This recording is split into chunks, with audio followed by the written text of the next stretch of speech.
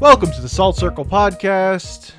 My name is Hank. With me, you have to keep busy or you'll go mad. It's Ben. Can you guess what my favorite episode was? Can you guess what my favorite duo thing was? Bearded Superman? It would. You're correct, but like, come on. He has a fucking sword, Hank. It's Superman with a sword. Do you know how powerful that is? Oh. He makes a sword. He forges it with fucking gasoline. It's everything I've ever fucking wanted. It's bearded. That episode's so fucking good. It's like fucking. I've been reading Conan and shit too. I'm like, I'm home. This is it. He has the fucking car. When the arm, oh my god, his arm fucking. out. He takes the fucking red convertible. Hell yeah, Even though that brother. probably like made him have to walk farther because we had taken the fucking something taken with the Mini Coupe or whatever. better gas mileage. He might have made it farther. He has the fucking jerry cans and shit. Oh my god, it's so good. Also, And I love crazy end of the world Vandal Savage. He's so good.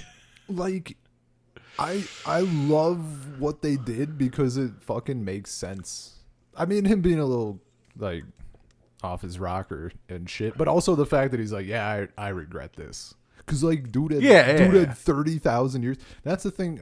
I probably mentioned it before about, like, immortality and shit where people are like, I don't care. I'm like, you fucking would. If you think you wouldn't, like, you're not ready. It's bad. He talks about the Superman about how he killed all the Justice League. And then he's like, you can't kill me. We both know it wouldn't work. Lunch? So what now? Lunch? So good. Spent a long time rediscovering the principles of agriculture. Something to do.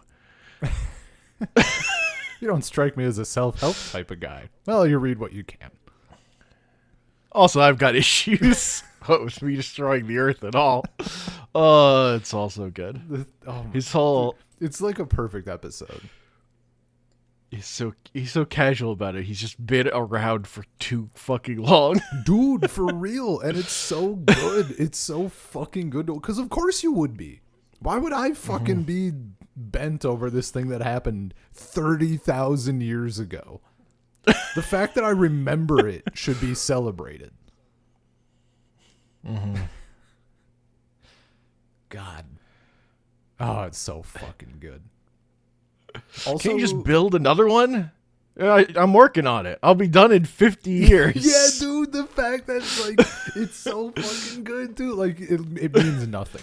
Like 50 years is fucking nothing. Like yeah, it'll whatever. I'll get there, but you might not want to wait. God. Also, the ending was rad as hell. Like just him getting back and be like, we got shit to do.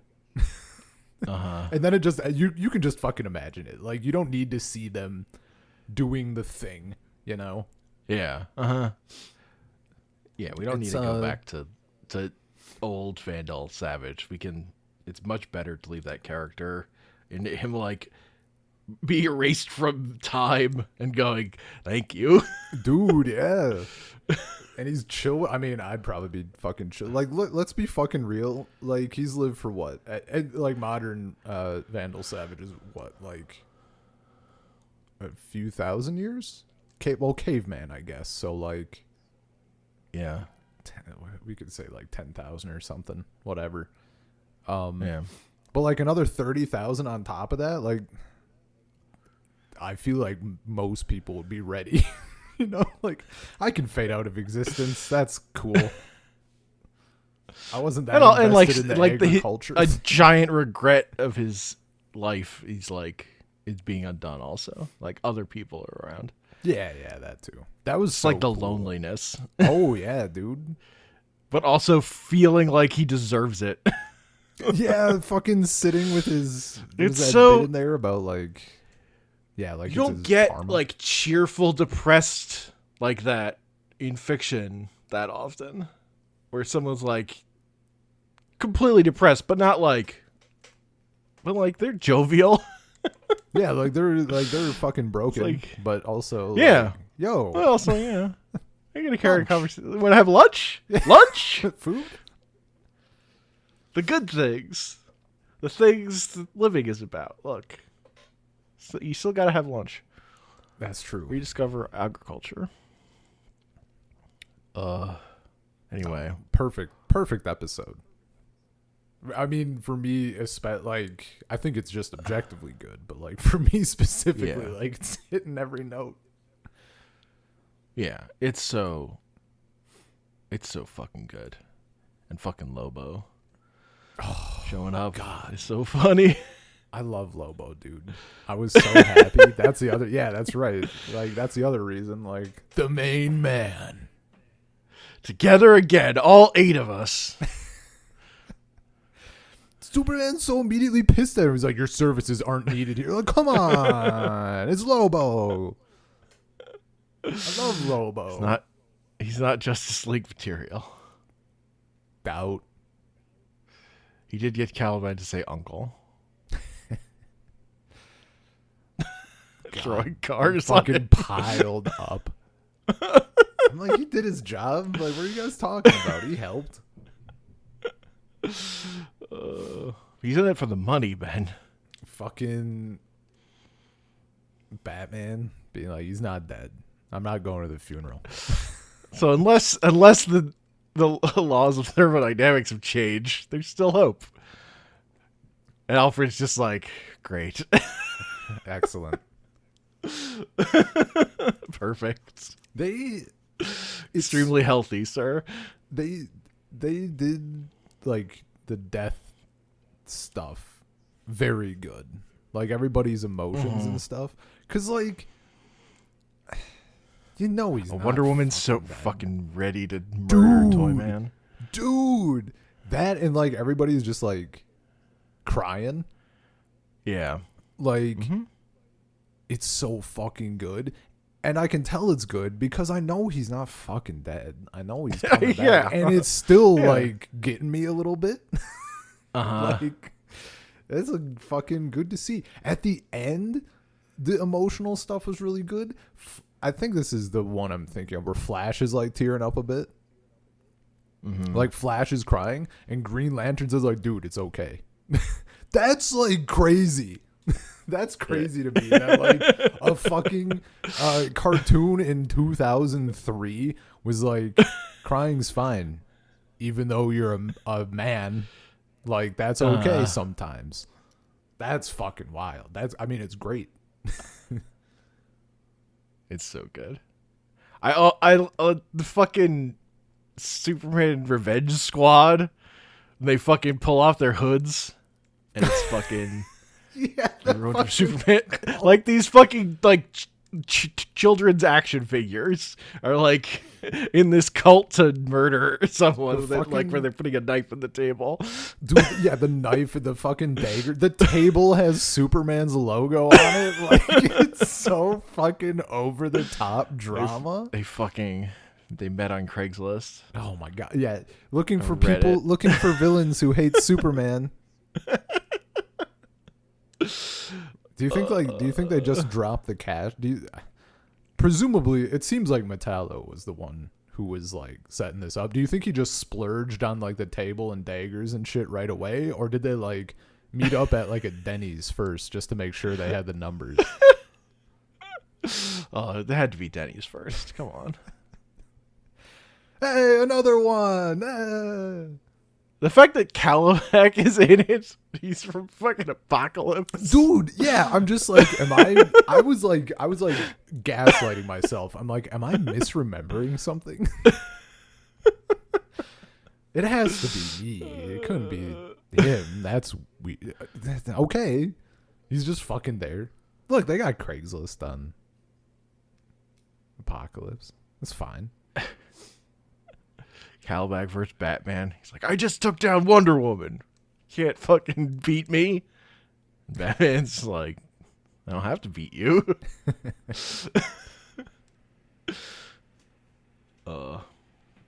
Great fucking episode, dude. Toyman's big gun. Yeah. He has that big fucking gun. At first, when Superman is like he wakes up and he's at a different place. I'm like, oh, it's like Arizona, Utah, something. That's just what it looked like. I'm like, okay, I thought this would be like a little more of a reveal. And then it was, but at first I was like, okay, I guess. Yeah. Him fucking fighting the wolves. Becoming the fucking alpha. Oh, like yeah. Wearing that wolf pelt. Wearing the pelt. That cut was so good, where it's him slicing and the screen cuts in half as like the scene break, because like they can't show him slicing up the wolf, but he can do a scene transition. That's fine. It's so fucking good, dude. Yeah, because he doesn't have his powers and stuff, so he's just like out there, which is also great because you get to see like he doesn't. Yeah, without the powers, this is he's like still the guy. This is the like complete like apology tour for season 1. Like, all right, we're gonna take away all Superman's powers, and he's gonna be somehow more of a badass than ever. Yeah. Like, Superman's great. He's actually more powerful without his superpowers because we don't have to nerf him. We can just write him to be the fucking best. And it's so good. Like, it's incredible. It's such a fun watch.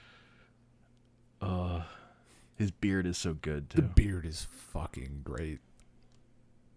Does someone say that he should keep it? Or does he I think just... Wonder Woman does. Okay. And he's like, not a chance. Yeah, I mean, that makes sense. On both sides of that. Dude's looking rugged. I'm just saying... He should, like... The sword should be standard. He should have kept the sword.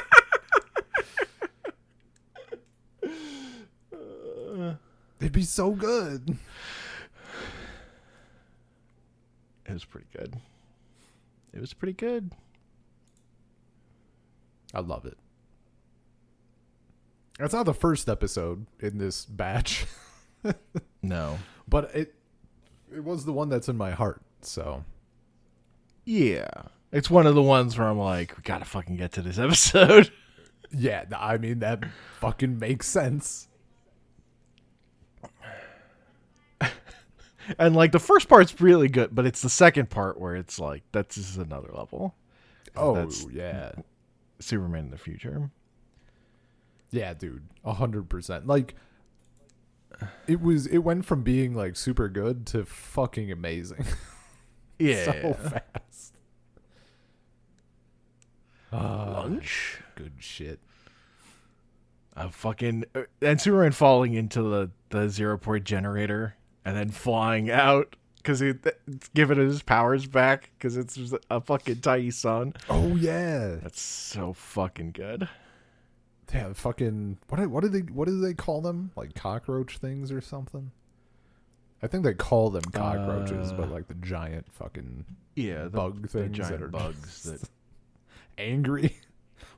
He said they use the little sun as like they just like it for warmth. Oh, for warmth. Yeah. Okay. They have a sun in their cave just for them. Yeah. As a treat. In the time where the sky is all fucked up. Yeah. Top tier episode. Savage. What? You have a time machine. Oh, yeah, that's true. Why did you finish it? No attention span, I suppose. God.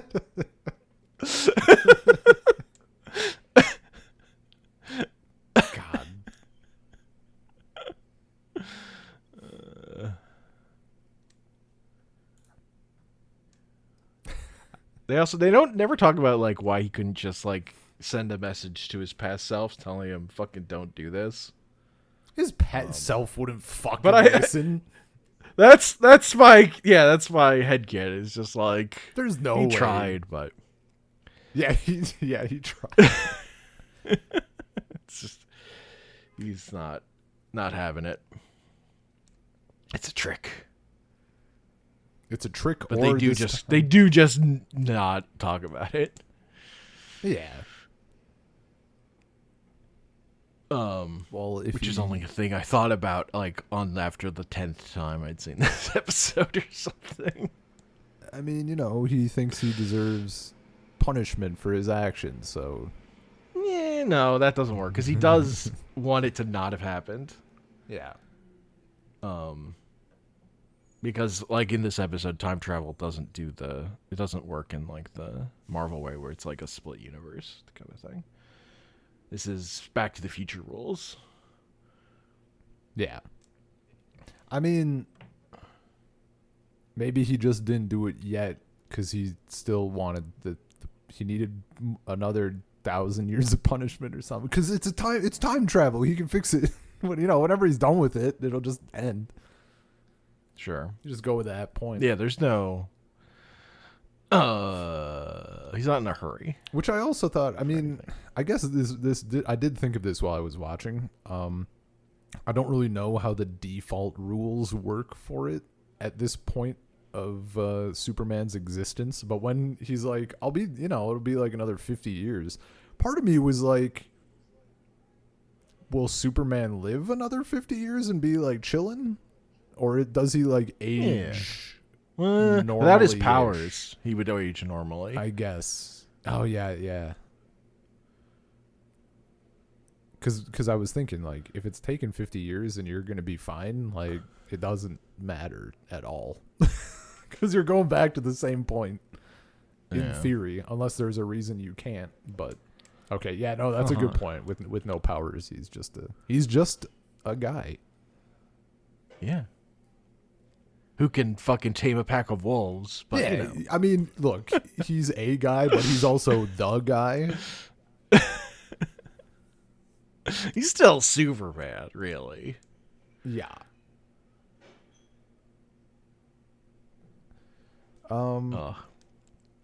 Anyway, yeah, and that's a Dwayne McDuffie written episode.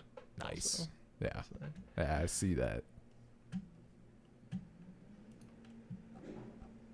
I mean, looping back to the first episode that we had. Yeah. Just another snake cult. Dude, there's so many snake cults. It's so funny. Every fucking time now I think of that. The funniest snake thing was, to me, in the next episode. When Solomon Grundy confronts Cthulhu and calls it Snake Face. Yeah. But Eclipsed.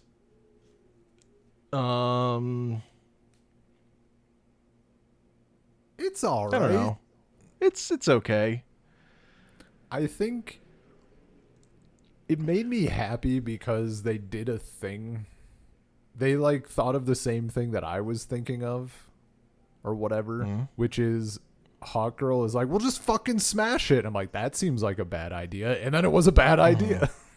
It was a bad idea. Because, there's a universe where a cartoon does that and that's the thing you do. Now it's fixed. But, it was a bad idea. Yeah. So I was kind of happy. I like it when they think of that shit. We got Mo Fear. Yeah. Dude is selling you fucking... God, what was he selling at the end in his ad? Oh, was it it was fat? Was it diarrhea relief or something? It was fast acting something, like stomach or diet, something with shitting or something. Uh-huh. Because at first it's Flash, right? Yeah. Flash has been doing sponsorship deals. He's got the Flash van. The fucking Flash van. Is this the episode where he gets on the talk show and makes an ass of himself? I think so. I can't remember how it fits in. If so, I thought it was. Yes. Okay. Yeah. Yeah. Yeah, it has all the talk show stuff is this episode. That just hits way too close to home. Oh, the idea that because he was proved wrong, his show got moved to the midnight time slot. Well, not because he was the proved most wrong. It's unbelievable. because he fucking he flipped and was like, "Wait, they're actually good," but people didn't want to hear that. Mm-hmm. Well, they did clearly save the world that time. I mean, yeah, but the fact that like, Yeah. he took No, yeah. one. If you're L, being a scammer, you can't be flip flopping like that. You have to push even harder somehow. I really like the fucking when the stakes make that general like a fake supervillain because they want to find the Justice League. Yeah, That's such a good idea. Yeah, man, and he crushed it. They fell right for it because it was so like this is just the normal bullshit. Yeah. Uh-huh. It's that like off-center blue circle on his face. Yeah, man. He has the outfit. What was his fucking random ass motivation that he made up? Do you remember? It was something stupid. It was like some dumb, like hyper generic villain nonsense. Hell yeah. I mean, it worked. Did the trick. I fucking this episode maybe even more so than the Hereafter, that's the name of it, the one we were just talking about, is like hella Conan-esque. Not just because Snake called, yes, but like, yeah. Remember that race of snake men that you learned about in history class? That humans were fucking battling over, battling the earth, history. The earth. Yeah. Well, the snakes, like, and there was just this fucking time, like, we put a temple up so that you know exactly where to find the thing you're not supposed to touch. Like, it's just so fucking funny.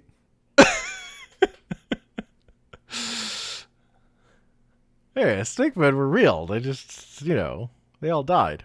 Yeah, they did like one last little prank. And they sealed themselves in a crystal that was evil and guarded for centuries by a special group that's now just this one weird old man. Yeah, and at no point did they think we could just bury this or anything. We got to keep it in the temple on the pedestal, looking shiny as hell. Yeah. It has to be like sitting there for anyone to come find.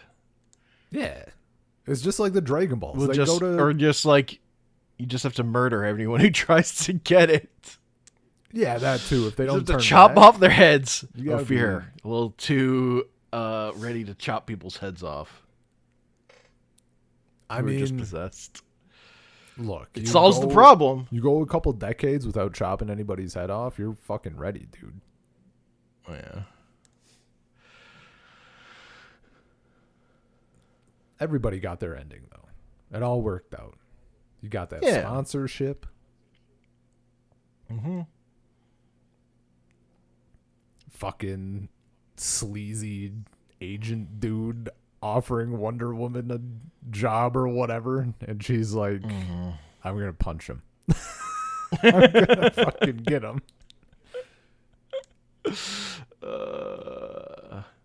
This is like, Flash is just so fucking naive and like a fucking teenager. His idea of what's cool and like why he's doing any of this even. Yeah. Fucking Flash fan. It's so stupid. I love it. Fucking. He runs fast. He needs a van. God. to sit in. This van is my, what did he say? It's like his something, like it's his outlet of expression or whatever, and then the fucking hydraulics kick in, and I'm like, me and Green Lantern shared a moment.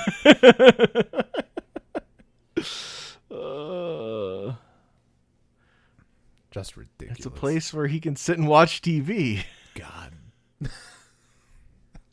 Where else could you do that? Somehow man? manages to be even more over the top and on the nose than the Teenage Mutant Ninja Turtle van. Did they sell that van? Did they sell the Flash van? Please tell me there was a toy of it at some point. Oh, I don't know. Maybe not. Justice League Flash van. Toy. Like, Justice League toys were way more about figures. I years. do They didn't see really the have, like, play Flashmobile. sets. But it also says custom vehicle. I always wanted to do... Yeah, someone made it. Maybe. Yeah, he said he first... Yeah, it looks like someone made it. Yeah. Because he found a van and it was on. It says he first tried with the Teenage Mutant Ninja Turtles van. Yeah, I guess they never actually made one. The closest thing it looks like is that there was a line of die-cast monster trucks for DC. Yeah, well, I'm sure they made DC cars for Yeah. characters. That's definitely a thing that exists, but I don't think they made a toy of this particular van.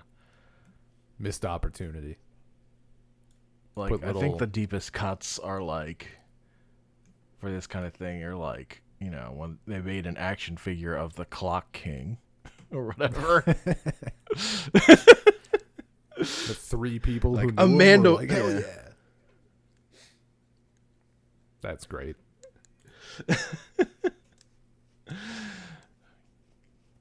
Well, that shit's for adult toy collectors. Even really. Yeah. There was some kid out there. I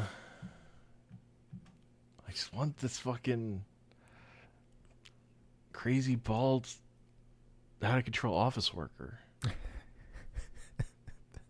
The kids love him. He's punctual.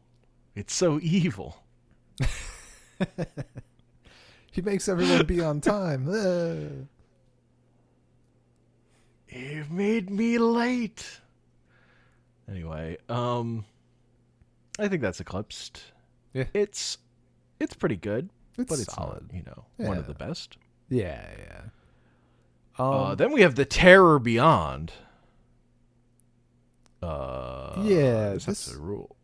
I like this part a lot. I really like it, but I don't know. It didn't like thinking back on it, it doesn't stand out as much. But I did really I like the fight stuff. I like the fact that like Hawkgirl's planet like apparently was all in on this shit. Like, yeah, they just used to worship Cthulhu. Yeah, the fact that when she starts chanting the stuff, I'm like, oh, this is rad, because like we've been getting like little drops of her planet, right? And that was like super cool. Guys, like, how did you know this? And she's like, this is just a basic prayer. I don't know what you mean. That's your basic like little thank you or whatever the fuck to Cthulhu. Yeah. But also, like, a lot of this episode is that she's like an atheist. Yeah. I mean, makes sense. And when your god is fucking Cthulhu, maybe it's like, gods are bad though. Yeah. I actually, I love how literal it is. But a thing I really like about this is this team of Dr. Fate, Aquaman, and Solomon Grundy. It's like the reason it's like kind of based on a Marvel team that exists called the Defenders, which would be like Doctor Strange, Hulk, and Silver Surfer, and Namor. Sounds sick. I don't know who that last one is, but Namor is Marvel Aquaman. Oh, okay.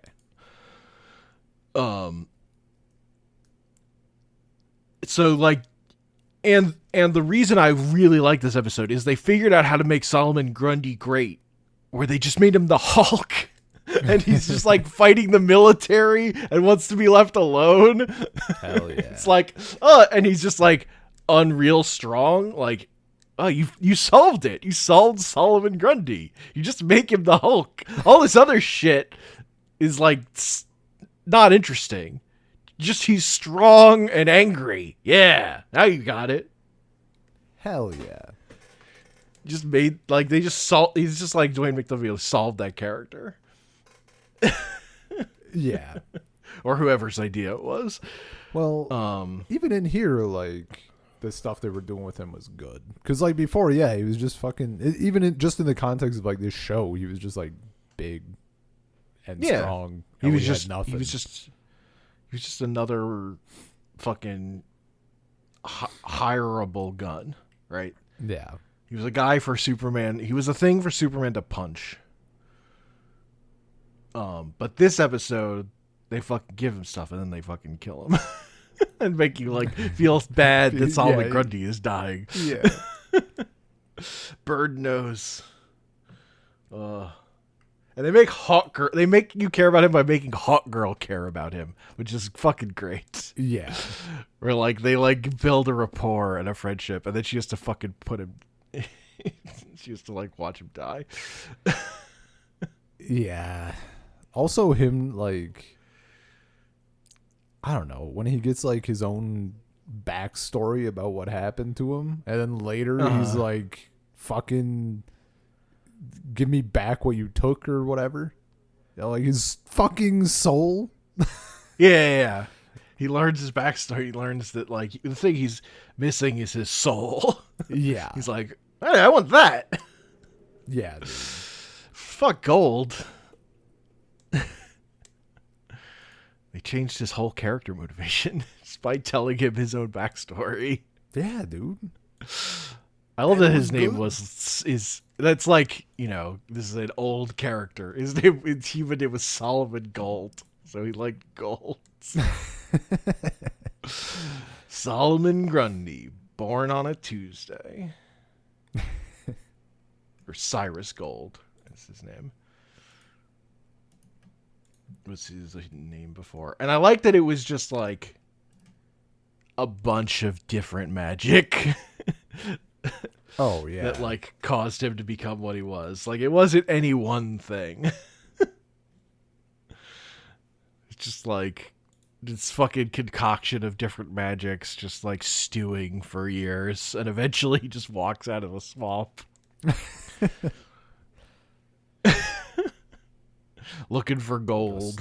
Yeah, man. Is that not how you were born? Strutting out the swamp, ready for that coin? Oh, and I love the fucking... After, like, with their fight at the beginning, Superman comes back through the portal, like, dragging Grundy behind him. And then fucking Aquaman shows up, having beaten Wonder Woman, because he got her underwater. And he jumps at Superman, and Superman's like, just sighs, and it's like one punch, and then he's just dragging both of them.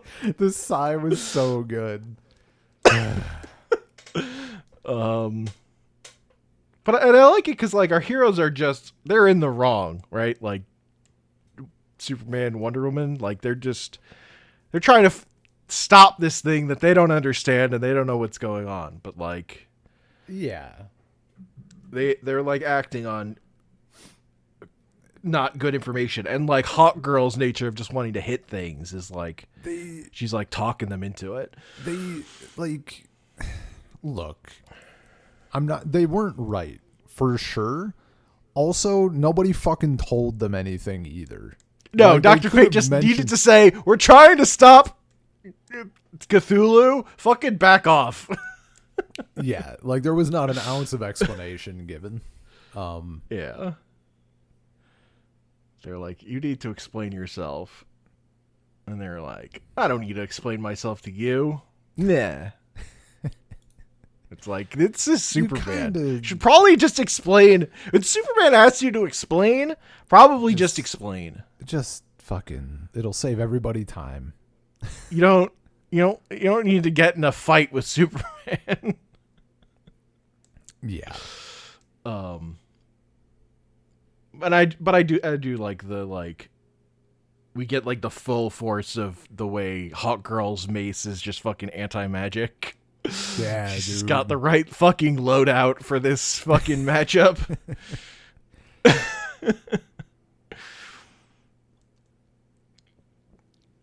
Also, whereas Superman has like the complete wrong yeah, build. he's not. I mean, he was min-maxing for all that regular shit. Cthulhu is also like a baby. You guys stopped worshiping me. Like he's all fucking huffed about it. Yeah. I love that Cthulhu sucks. That's great. He's just another snake god. I mean, come on. Another snake god. Dude, there were so many.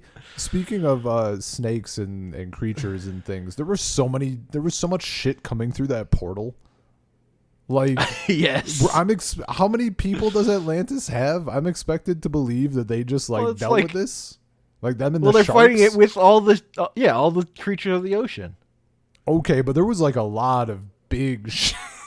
It just that's like a so thing much. in Cthulhu mythos, right? It's like the thing, like sperm whales are the things that fight off Cthulhu monsters. I haven't got. I think that's a thing.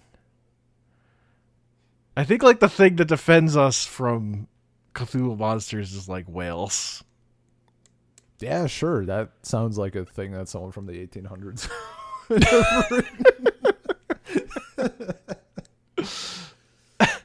I honestly, I don't know.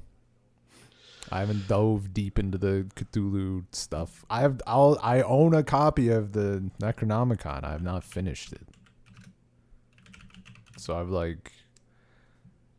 I've gotten to some of the Cthulhu stuff, but not all of it.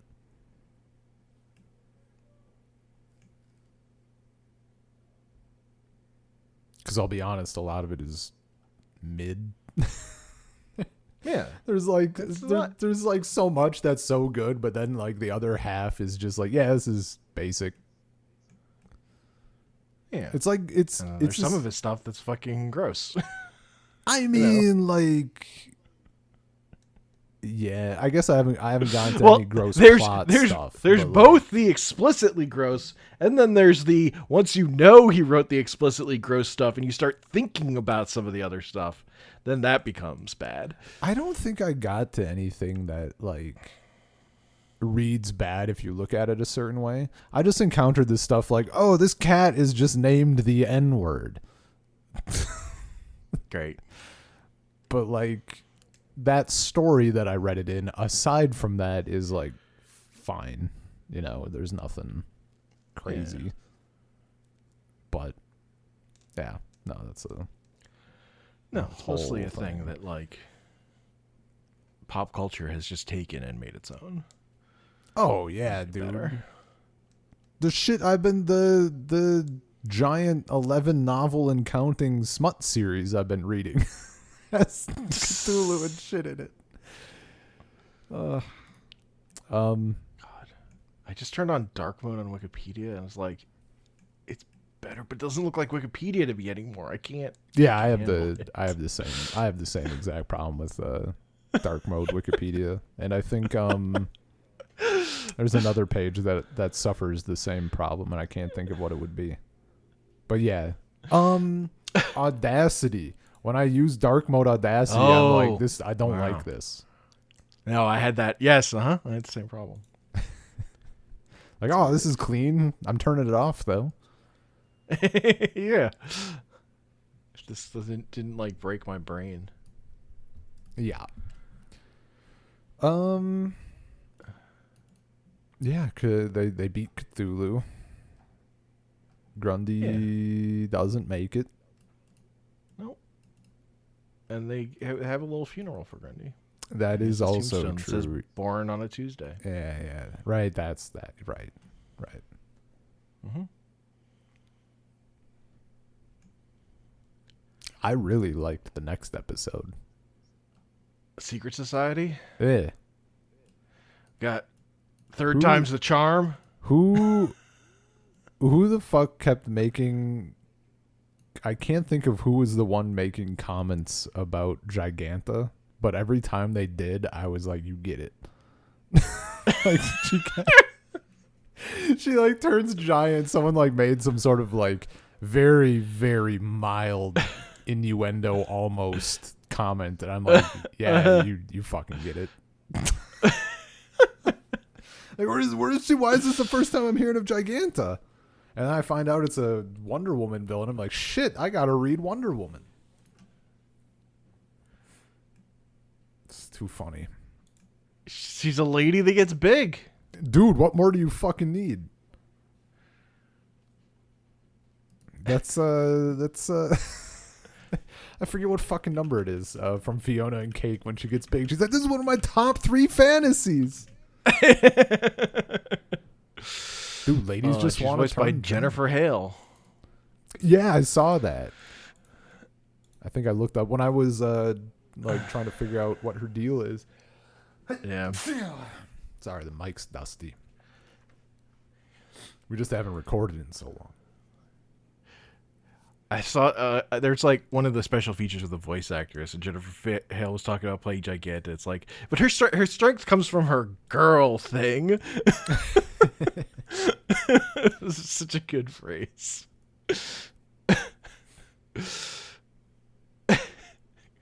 Like compared to Wonder Woman and Hawk Girl. Yeah, yeah. It's just funny. I think this was like the best team up. Or Yeah, this was good because it was organized. Grodd was like selling. He was selling something, right? Like he wasn't just. He was building the team that like actually just wanted to kill the Justice League, that like would fight with everything they had, wasn't just here for a paycheck. Yeah. Like he was talking them into it and not having to like pay them like the way Luthor had to. Yeah. And also like this team just seems more powerful. Like they seem more put together in many ways. Mm-hmm.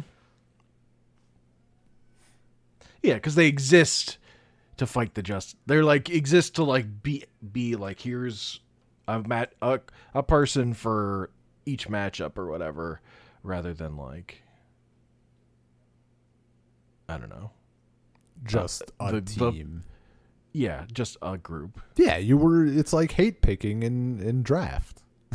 Yeah. Uh-huh. They got Green Lantern, we'll take Sinestro. They got Martian Manhunter, we'll take Clayface. Also, the part when they get the way they get Clayface is so good. Where like their first mission is to break into this like super rich collector's place, and they fucking find these canisters where he's just like collected Clayface. That's insane. It's so fucking. It's like, how could a fucking person do that? Yeah, it's like, yeah, that guy was fucking evil. It's like, shouldn't we let him go? He's just a chef. Chefs don't wear alligator skin shoes. We do get a clarification that Grodd didn't used to have psychic powers. I guess I was just like misremembering. He used to need the helmet, but since what happened before now has given him permanent psychic powers. I think it makes him worse. You're doing super intelligent gorilla. I think that you're already like maxed out, and then you add like psychic super intelligent gorilla, and now I'm like, eye roll, not believable. Oh, I like that he uses his powers to just put all of the Justice League in a bad fucking mood. I do as well, but that's such a nothing, good plan. He could have just like. His plan falls. Also, do like that. Most of Grodd's plans, it falls apart at the end because he's like wants the fucking credit or whatever. Yeah, like he wants to like take them out. If he had just wanted to like murder them, he could have won. But he like wants the world to know about it or whatever. Put on a show. The fucking halftime show is crazy. the problem. My only beef with that entire sequence is that they needed stadium cheering the entire way through as an underlying background noise. Sure. As if people would be losing their fucking shit. Yeah. That kid was like, get him. Yeah, dude, he's so ready. They needed there was no man like peddling hot dogs. But also like that it has the mind control thing of like the Justice League like saying this shit, all this mean shit to each other, Yeah. But at the end of the thing, it's like, no, we all kind of fucking meant it. We weren't like mind controlled that way. It just like loosened our tongues to everything that like we were fucking annoyed about. Yeah. That shit's good. That's totally good character work. Totally. And even like when they're just like, yeah, that was all true. We just have to fucking deal with it. Move forward. Well, and it's like Grodd says something to the effect of like, you ever just had a bad day and like you say the thing that you've been wanting, that you've been thinking or whatever. Like, yeah, dude, sometimes you just fucking pop off. Yeah. It's crazy. But it's good. It fucking works. Yeah, it's good. And I like the thing of like, they just freeze the wrong one. yeah. It's Martian Manhunter, not Clayface. It's standing there. Yeah. I also love when Grodd is like using his psychic powers on Superman, and then Superman just like brings up the little finger and flicks him and hits the fucking field goal. So good, man. I like seeing Superman being like strong as shit. Like a little flick and he's going pow. Yeah. There's also the part where Jake is like, you wouldn't hit a girl, would you? And then Wonder Woman flies in. Yeah. Fucking decks her.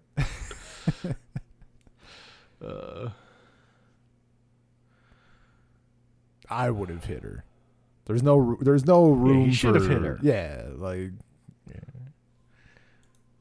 look.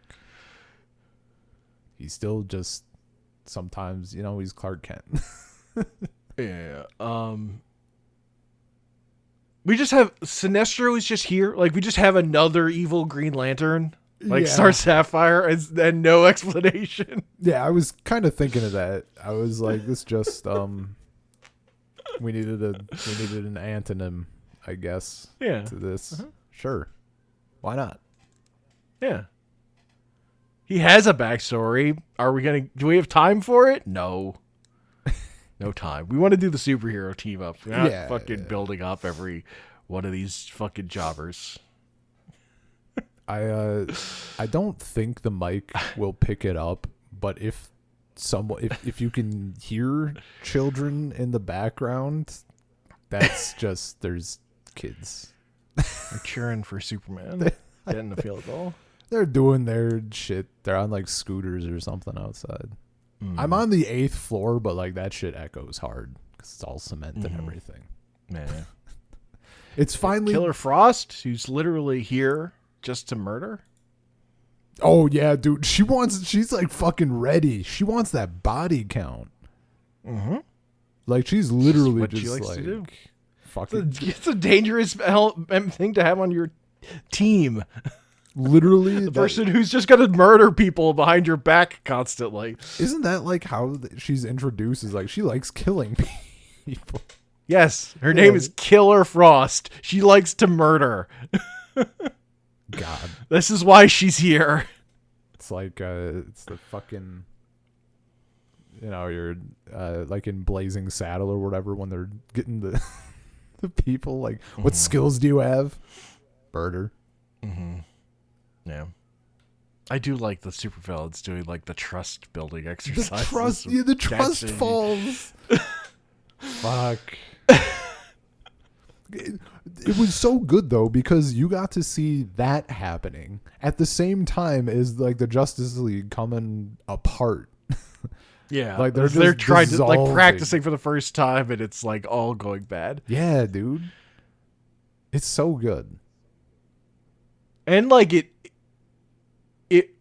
like you know why the villains are like have to try extra hard because like you've seen this is the third Injustice gang or whatever. Like this is the third like super villain team made to counter the Justice League, and the first two were fucking pathetic. Frankly, at fighting the Justice League. Yeah, like that was a thing they talked about on like the special behind the scenes stuff. So it was like where like James Tucker put it was like, we're very passive aggressive with our fans. And we know they want something. We don't want to give it to them. So they didn't give us the like big super villain hero brawl in season 1. So this is them like finally paying that off. Where like the real like, because we get the scene of like the two teams just running at each other, like the fucking 90s X-Men intro. Yeah, dude. When creators do that shit, it's so funny. Even if it's a thing that like I don't want to happen, I accept it because the funny is too good. Toriyama did that, and I forget on what point. But like there was a thing I read specifically about people kept writing him and asking him either to do this thing or not do it, and he did the opposite intentionally. Hell yeah. Just like, yes, that's what you should do. Uh-huh. God. Hey man, keep them wanting more. Fuck the fans. I'm the one making this.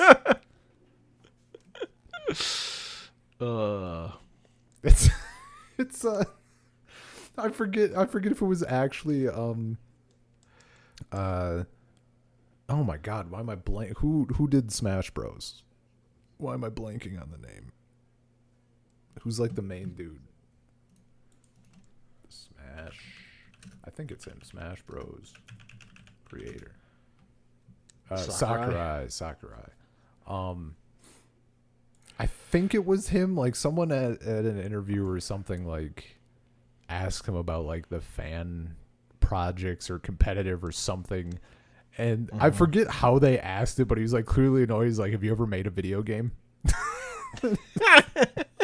It is like, it's just a perfect fucking comeback. Because like, no, you haven't. Like, get out of here. Have you ever made a marketable product that's gonna go out to like millions and millions of people at retail price and blah blah blah? Yeah. Oh, it's so good. Well, like, I know, like, for, like,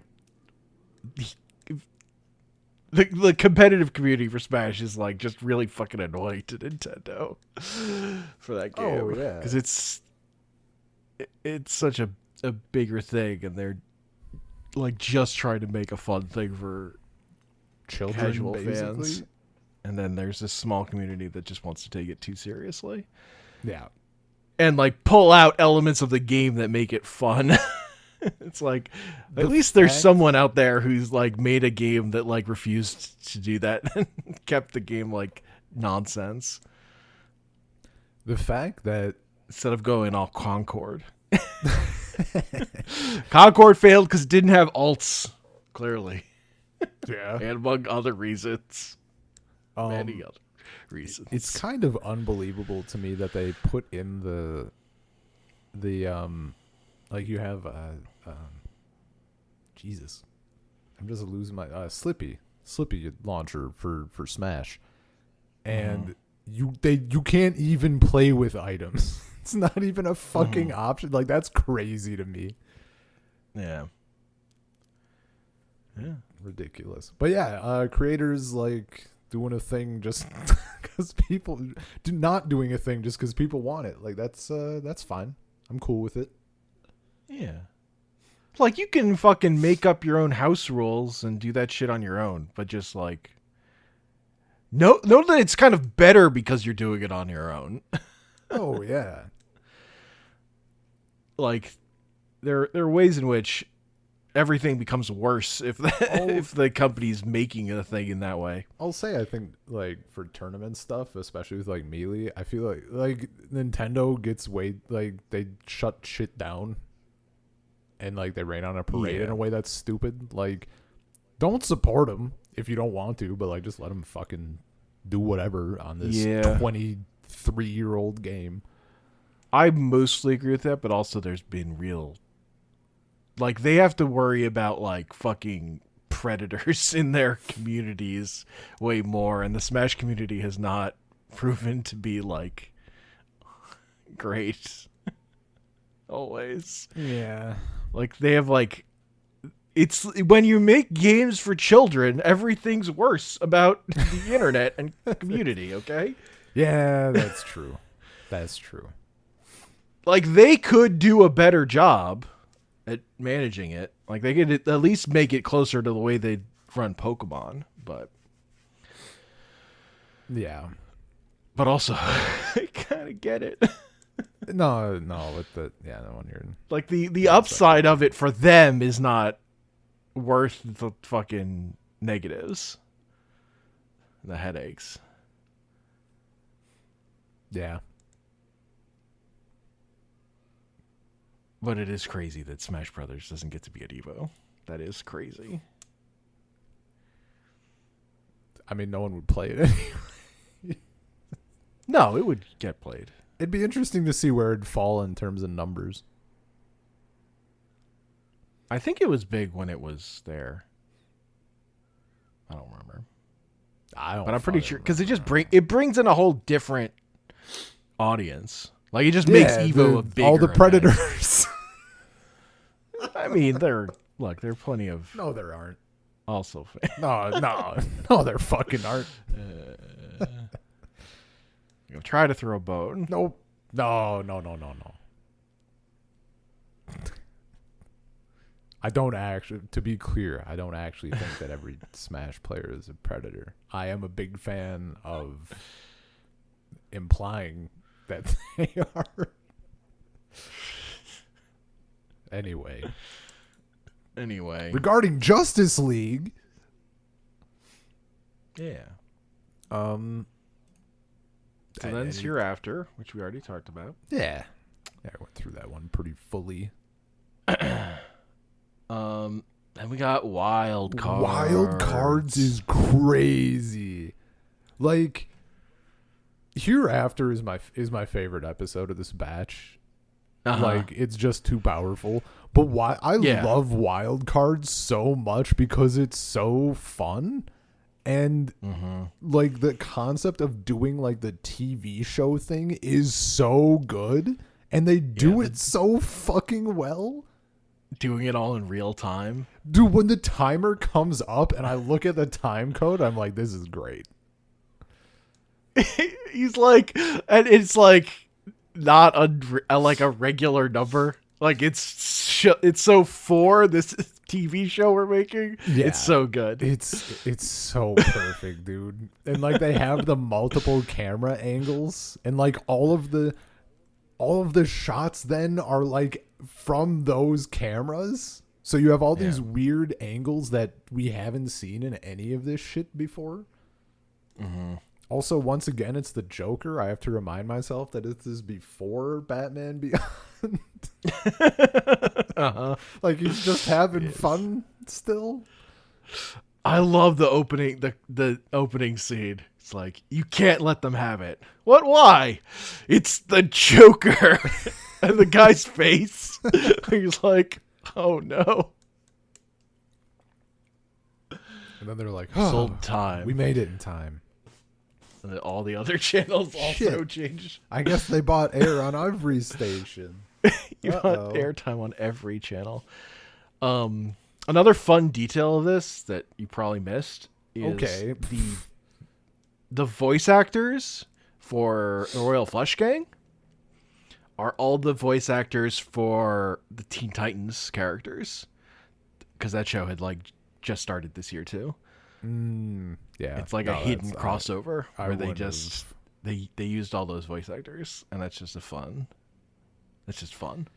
Man, would I have, if I knew, would I have heard it? Because like, if they're doing enough of a different voice, you know, they could still like hide from me specifically, because like I don't have the time investment. I might go back and check, because like I know their voices generally. Like if I hear their exact Teen Titans voices, like I've heard them before. Yeah, no, I didn't notice that at all. That's cool though. Also, like Royal Flush Gang in general, like that's there they are. We get the origin of the Royal Flush Gang in this episode. Yeah, in the it's the first one. There's there's the different members of the Royal Flush Gang, and then there's Akira. I was trying to figure out the whole time, like, what's her deal gonna be? Is she gonna explode? She's gonna fucking like cause a. There's gonna be like a. She's gonna blow this shit up. I love the way they're like so talking around her for the first half. Yeah. Oh, totally. When like the one's giving the immortals like I'm the most powerful, and the camera pans over to Ace, and she's like, "Well, second most powerful." It's so good, dude. I was like, they did so well at like building hype for her. God, the whole thing is just. No, and I love the way this ends for the Joker. It's so fucking perfect. Of like his whole bit of like, I'm the only one who's not scared of you because I'm already crazy. Right. He was just fucking keeping the fucking like cancellation thing in his fucking coat. Yeah. And she gets all. He was just. Yeah. I think she fucking owns him. I forget what she says to Batman. Because like she leaves, doesn't she just say like nowhere or something? Like where are you going? Yeah, he's like he asks her where are you going, and she says nowhere. Yeah, okay. He just walks away. Yeah, it's like okay. I mean, I'm not fucking with that. Dangling thread. Yeah. Nah, Wonder she'll be if I'll fine. ever see her again. Oh, she's a good kid. Gonna get a job. just be like a career woman.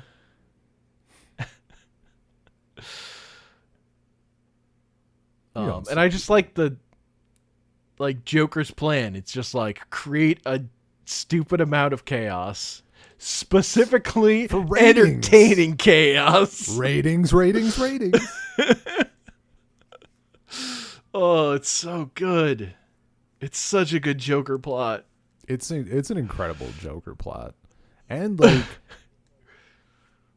I don't know, just how it's so good how they split up stuff. I mean, this is true of like every episode, but in this specifically, where like the Justice League is just scattered because there's what is it like 125 bombs. When Superman's counting, they get the and it just keeps going up and up. They get the first one taken care of, and it's like, wait a minute. Like 27. It's 28, so good. 30. Like they do such a good job of keeping them split, but like it doesn't feel like forced, like switching between them, and it's not like any one thread is kind of less interesting than the others. And even like fucking is it when the Flash is trying to disarm the bomb and Batman's getting his ass kicked? He's like giving the instructions. He's like, don't touch anything. All right. Now open whatever. Yeah, it's already open. Don't jump ahead. I had it open when I called.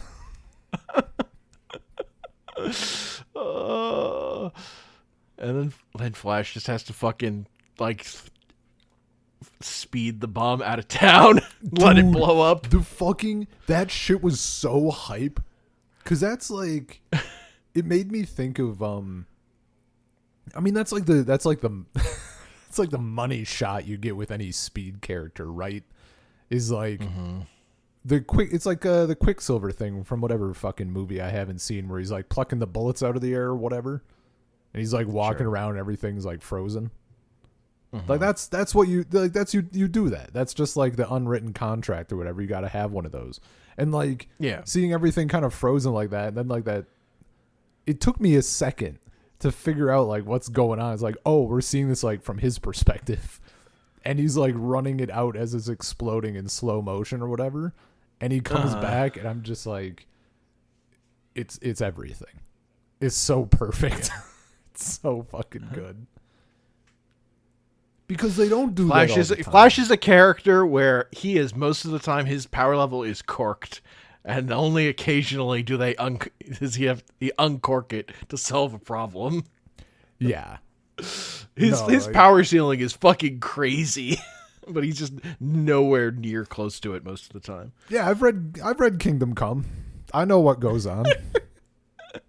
Just fucking a blur of a person who plucks people out of other dimensions. It's just great.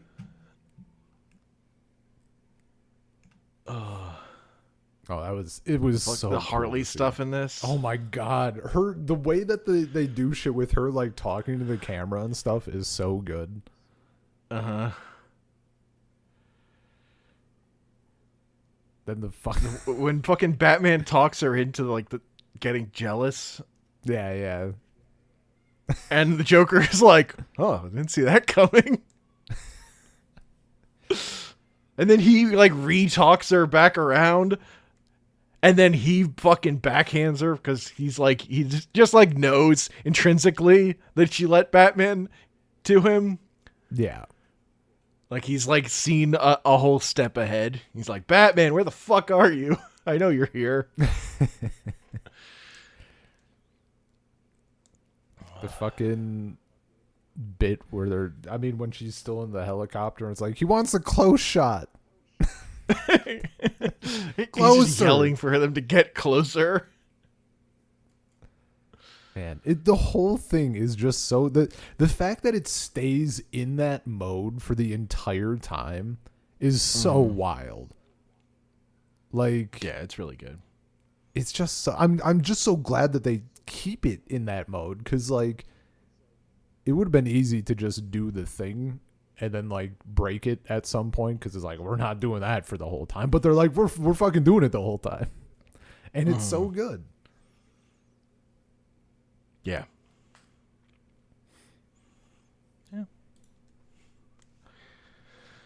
I just haven't really talked about the Royal Flush gang. They're fine. They don't really fine. stick in my mind at all. Like, they're there. No. Yeah, except for not. Ace. They're not like, memorable. Ace is the one that sticks because she's the most interesting. Because she's, if you're me, you're thinking about it, and she's clearly Akira, and you're just waiting for that to happen.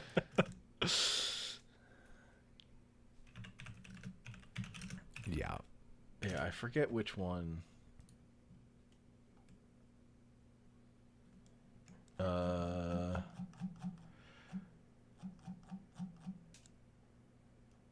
we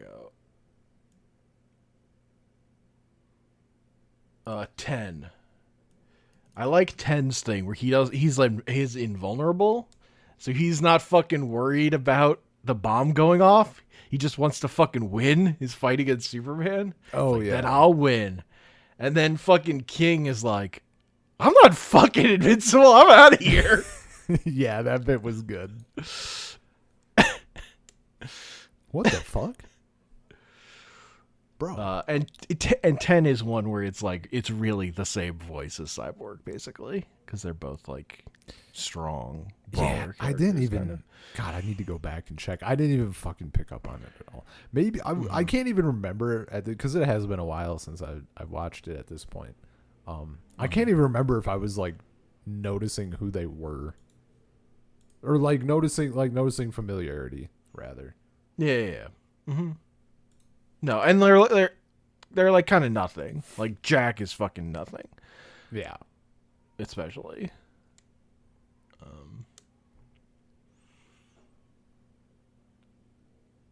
I'm trying to think if there was like anybody that I even thought of. Maybe okay. Let me see. Let me see if Scott Menville does anything it does the thing that I'm thinking of. Because I think he's in a ton of stuff. I know he's in a ton of stuff. You know what? I can just. He would just be a whatever actor to me, except he played Robin on Teen Titans. Yeah, and he's really good as Robin. Yeah, I don't think But he plays a lot of like just generic dudes. Yeah. I can't think. I feel like I thought he sounded like somebody. I just can't think of who the fuck I would have thought he sounded like. Mm-hmm. Oh, I see. Okay. Yeah, He Queen did was that. done by it's Tara Strong who does Raven, and Ace was done by Hin Walsh who does Starfire. Yeah, yeah. Well, see, that's the thing. I'm like, I feel like I should have recognized fucking Tara Strong at least. Well, Tara Strong But does a she's- lot of stuff, Yeah. and Queen does not have a lot of lines. Yeah.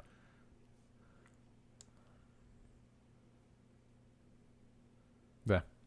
I'll have to watch it again. I'm sure Like, I'm sure 'cause when I the check one it who out, gets the most lines is obviously, well, it's 10 and Ace really, but Ace is like such a different character from Starfire. Yeah. Yeah. Like you can, it's the once you know, it's very clear. Like she just has quality to her speech patterns and voice, but they're very different characters. So if you're not in the headspace, I think it's not that And I surprising to miss certainly it. wasn't. Yeah, like if we had done the curious thing to me is if we had done for some reason done Teen Titans first, would I have noticed that immediately? You know, if I had spent the time. No, this is one where like you're not set up to recognize it either. Yeah. So it's not if we had done Teen Titans and then you had missed it, that would be funny. But it's just like a fun detail that's worth mentioning. I mean, and then I probably would have missed it. I would have been like, they sounded fucking familiar. Should I know them? They're like, yeah, yeah, probably. Yeah. And then we get our one standalone episode. Our fucking It's hangout time, baby. top tier episode. I think this was my second favorite episode. Oh, it's hangout time. Yeah, dude. Comfort and joy. Fucking Green Lantern and Hawk Girl go out on a fucking date. Yeah, dude. Flash and fucking Ultra Humanite save Christmas.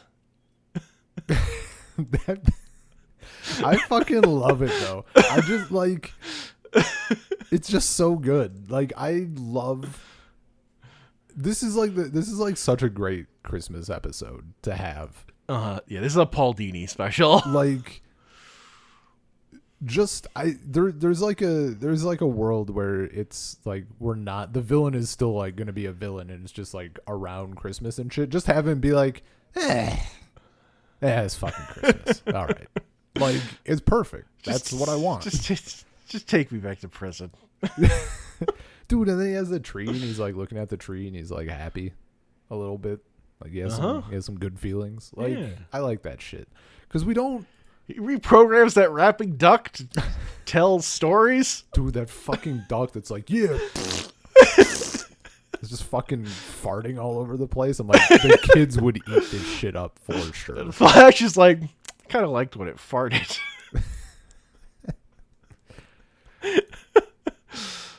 I like how they do the whole commercial for that duck, and the Flash is like, yeah, this is pretty sick.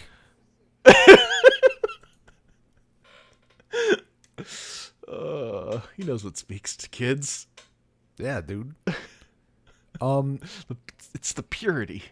I actually had seen part of this episode. Oh. Someone at some point somewhere on the internet, or maybe even I just stumbled across it on YouTube fucking years ago. I couldn't tell you.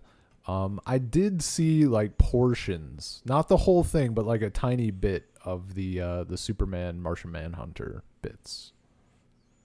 So like I had a tiny bit. I mean, it's not even after I saw it starting, I was like, this seems slightly familiar. And then there was like one part where I'm like, I feel like I saw this part specifically, but I didn't see like the last 3/4 of it or whatever. Yeah. Clark being home for Christmas and like reverting to being a little kid. Dude, you know what? Trying to look through his presents. It's so good. I think that maybe even it was just it might have not even been a clip. It might have just been stills, because like those were the two bits I remember. Is like, and we would get your toys or whatever. He's like, you mean Santa brought them? Because it was like that, and then like him looking at the gifts and like lead. Like that shit is so fucking good.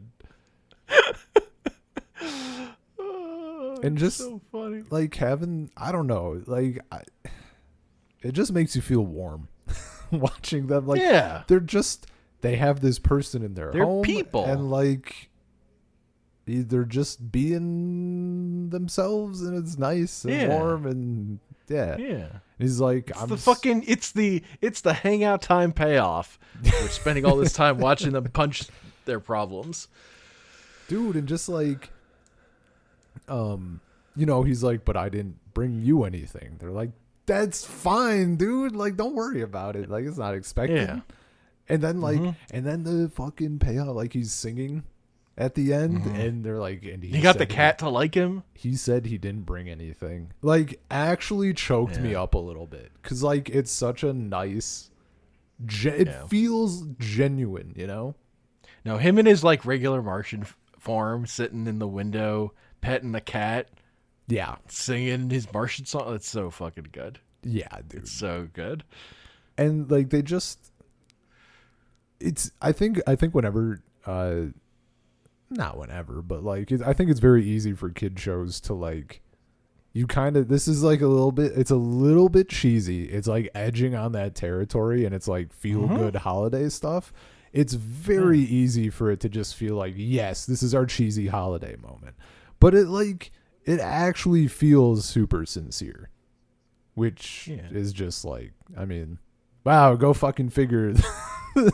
The animated show that's been doing all this shit really well since like the first season of Batman continues to show sincerity in scenes with emotions and stuff. That's crazy. I can't believe they did it again.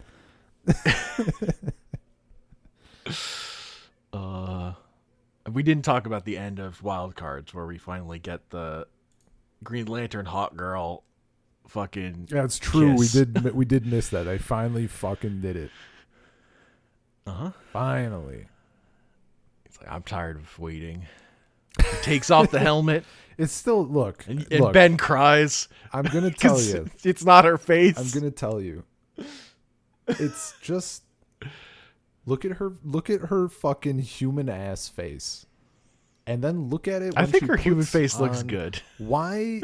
Yeah, she's just a human with wings that don't function. Look, I'm sure the furry community has been all over this shit for decades. I'm not really advocating it from that perspective, but like, just make her slightly weirder, This ain't the human team. Also, look at her eyes on her normal ass face, and then look at her eyes when she puts on the helmet. There's like an extra 3 to 4 inches there. Tell me how. That's lenses. Tell me how. Lenses. It's just like, it's still, look, my head canon. That's just how glasses My work. head canon is that's her fucking face. Okay. Well, you're gonna have a hard time going forward. Oh, I know. There was a lot of reworking being done in real time as I was watching. Just imagine.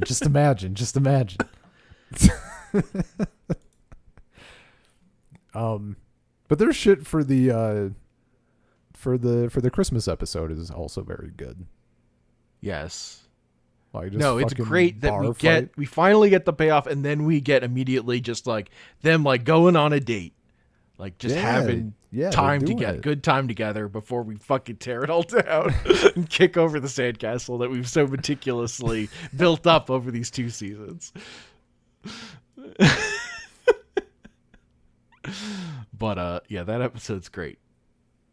They go to the fucking bar she likes. Get in a fucking fight. I also like that she like when Green Lantern is trying to show her what's great about the snow. It's like, look, it's a snowman. Look, a snow angel. Hits her with a snowball. Like, what the fuck? It's a snowball fight. Then he's got her. Yeah, she's like, oh, okay. Some kind of fight?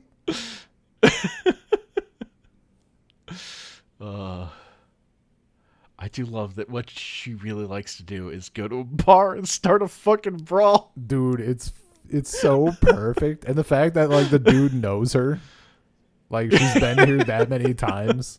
Just start shit. Yeah. She's just a shit stirrer. Look, man. Sometimes you need a rage room, and sometimes like you need the rage room to be filled with people.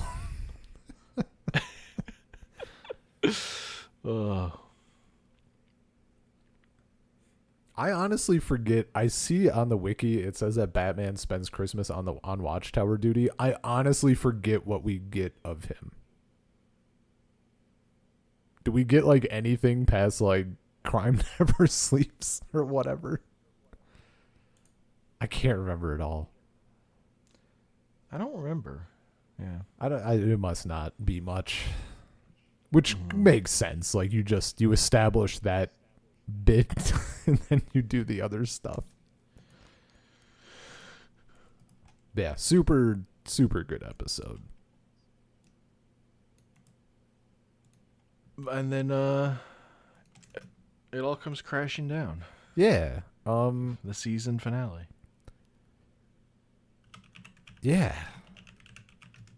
We get the reveal that they've been built, that they knew from when they started Justice League, that they didn't know how they were going to get there, but they knew they were going to have Green Lantern and Hawkgirl get together, and that Hawkgirl was going to have been a spy the whole time when they started the show.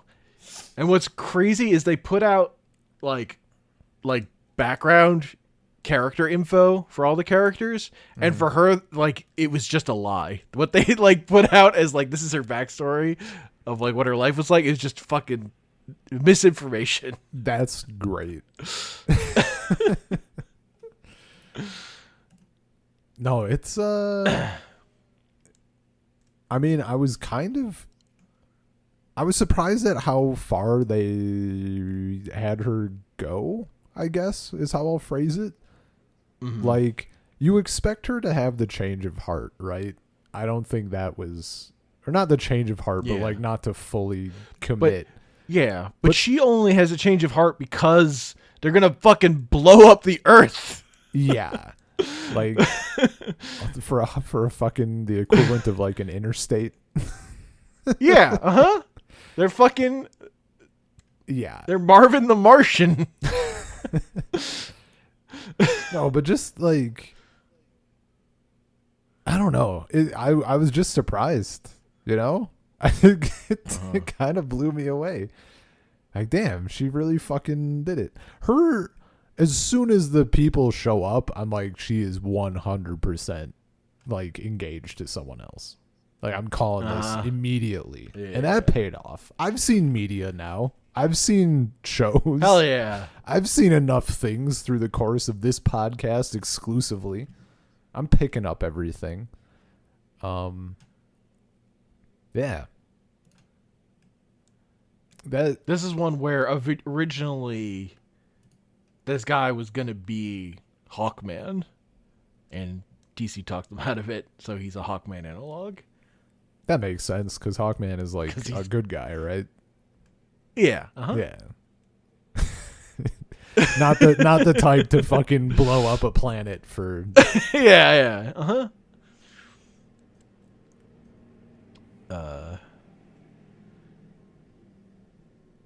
Yeah. It's like brutal. We get the thing where they have to go undercover. Right, Flash is like, but my secret, I like you guys, but my secret identity, and then Batman's like, he lists off all of them. Bruce Wayne, dude, show off him.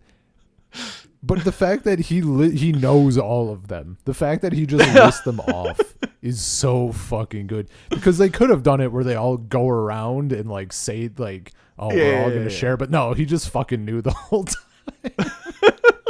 It's so fucking good.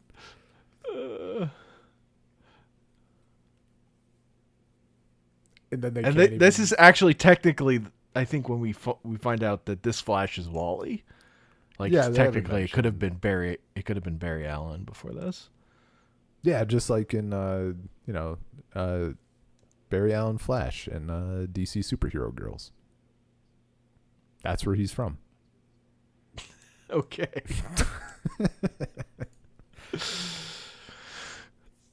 In my world, that's where he's from, Hank. Sure.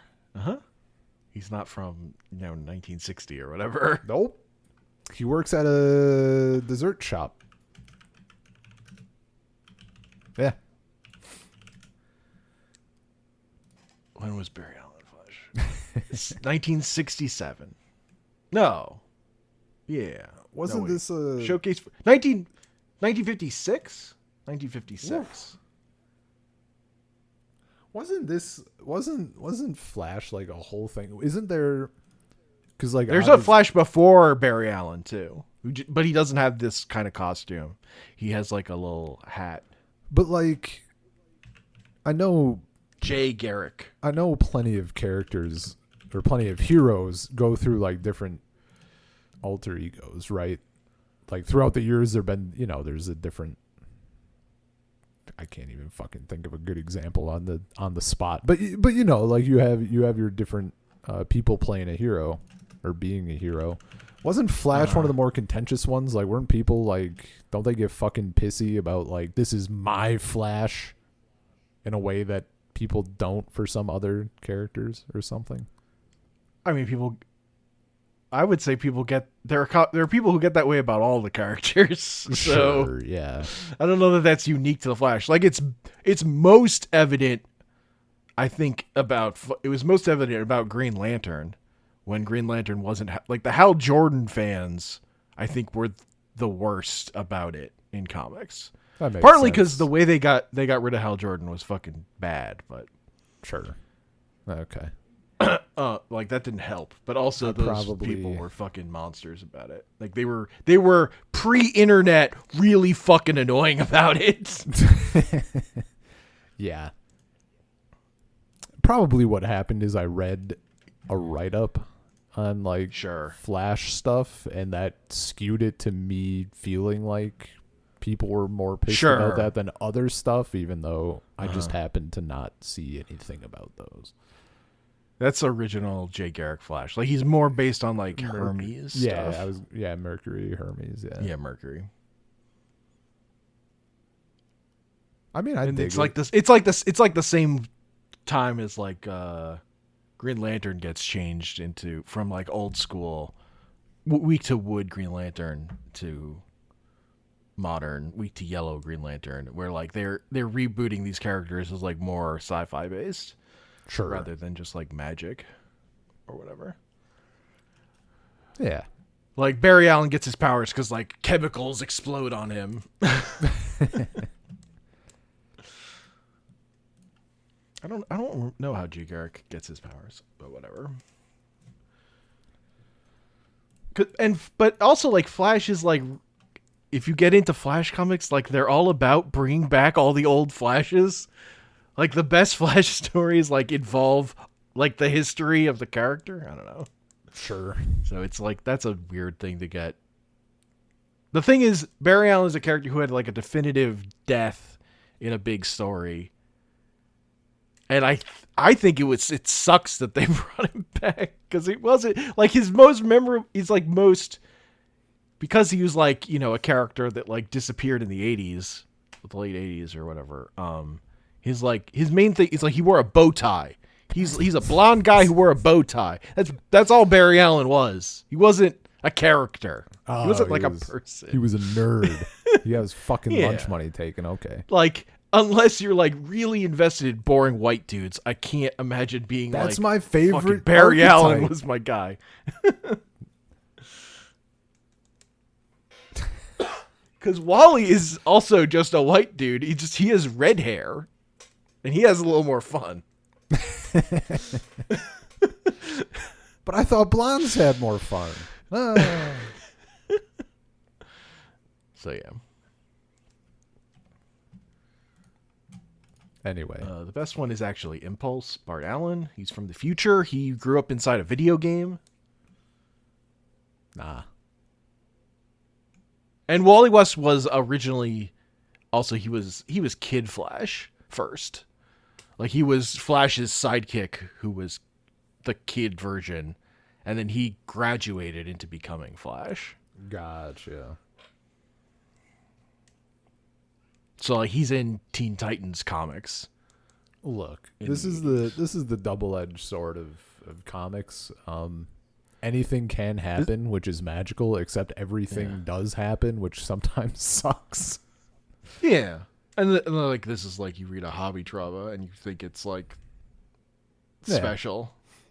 There's also well, yeah. You have an like just this is the thing you read, so it has you think like this is the thing that it has like a little overinflated sense to you because this is just a thing you read. Right? This is yes, but people love fucking doing their repetitive bullshit for easy points, fake internet points, right?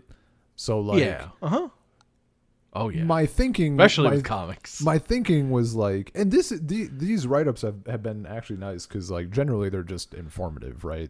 Like sometimes the person will be like disclosure, like, or at a certain point they'll be like, I was one of these people, but like really they're just going through the history of it and what happened. They're not spreading a fucking thing. Yeah. But to me, because they're repetitive in that way, I expect that if like the Flash thing does numbers where people were getting pissed about a character change, other character change things would be posted because people will read that. So there's a non-zero chance that did happen and I missed it because I haven't been on fucking Reddit regularly in years or whatever. Mm-hmm. And that was near the end of my time, I guess.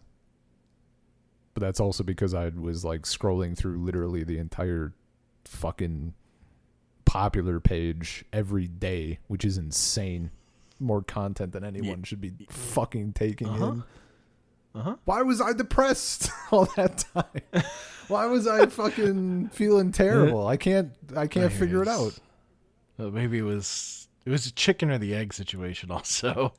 Were you reading Reddit because you were depressed, or you were depressed because you were reading Reddit? Well, dude, it's the doom scrolling, right? Yeah. Like there was a point. I mean, not that I think like climate change is a small matter and that we shouldn't worry about it, but like I shouldn't be losing sleep over it. Like it shouldn't be hitting me that deep. That's not helpful. No, to anyone. No, it's not helpful at all. But like that's where I was getting because like that's the shit that I was reading all the time, and it's just like it's misery. Anyway, sometimes you gotta read about Superman. Sometimes you gotta fucking watch superhero shows and read about superheroes and like good things. Yeah. I'm not depressed. I've been watching every episode of Dragon Ball. Depressed people don't watch all of Dragon Ball in like a very short amount of time. That wouldn't happen.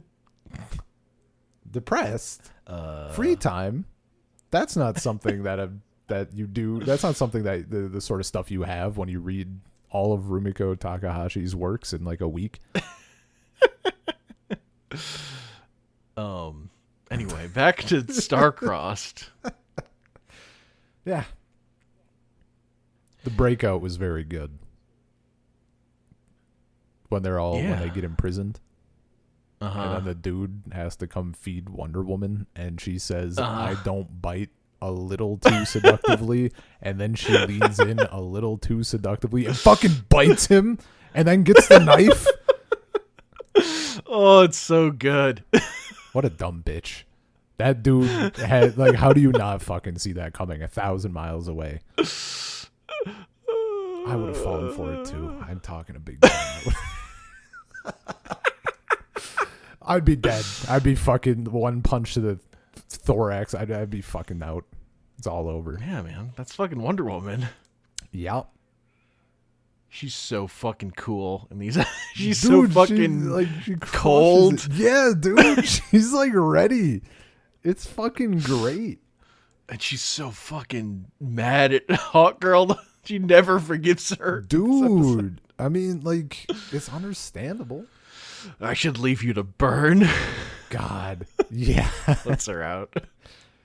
I also like when that. She like at like the end when she like there's like a new throng of dudes, they all fall down. She's just like there with a sword. She's like, who's fucking next? Yeah. Her hair is all just like a little bit out of place. I also like that. She's Oh, the when she flies into the ship and grabs its gun. And just Oh starts yeah, shooting dude. other ships with it. Yeah, dude. That was so fucking good. I was so happy at that. Her being the reason why their like stealth mission failed. She couldn't fucking help herself. No. Bruce Wayne's like, fucking no, we got it. They're like bigger things. She's like, I don't care. It works for like 0.2 seconds. There's something that's very funny to me about Bruce saying, "We can meet back at my house." Dude, and then they get pulled into the restaurant. They fucking kiss. Yeah. She's like, I'm sorry about that. He's like, I'm not complaining. Don't be. Yeah, that was great. Oh, so that was good. That was also great. What about those two in the back? They've been here for hours. Just fucking make it out. Yeah. It's so funny. I mean, in this after they like had their dance or whatever, I'm like, I don't know. I'm kind of shipping it though. Hell yeah. It's fucking good. It's so solid.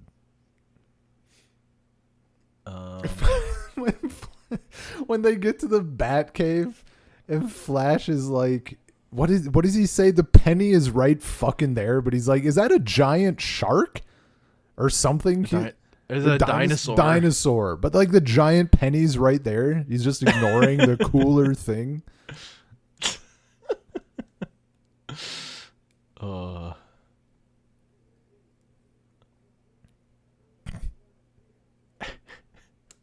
I love Alfred in these episodes. Yeah, Alfred's also great. Do you come with the place? Like I was what the Dwayne McDuffie said a thing that I completely agree with. It's like, you don't forgive Hawkgirl. Alfred forgives Hawkgirl. Alfred forgives Hawkgirl. It's all good. You know she's really forgiven because he forgives her. Oh, dude, 1,000%. When he's like, "You're a hero to me," like whatever, you came back around and blah blah blah. Like that whole little speech was so perfect. To share this cup of tea. Yeah, dude. Oh. And then we cut to Wonder Woman. She exploited our weaknesses. And we're like, all right, calm down, Wonder Woman. It is so through that whole like little that specific like scene stuff that those moments. It also is so fucking weird just seeing her in civilian clothes. She's just a person. She wears jeans. I know. She's just like literally a person. This is where I was like, she's really just a person with non-functional wings. Like, with giant wings. Like that's literally, she's just in jeans and like a top. Like it's It's hot girl.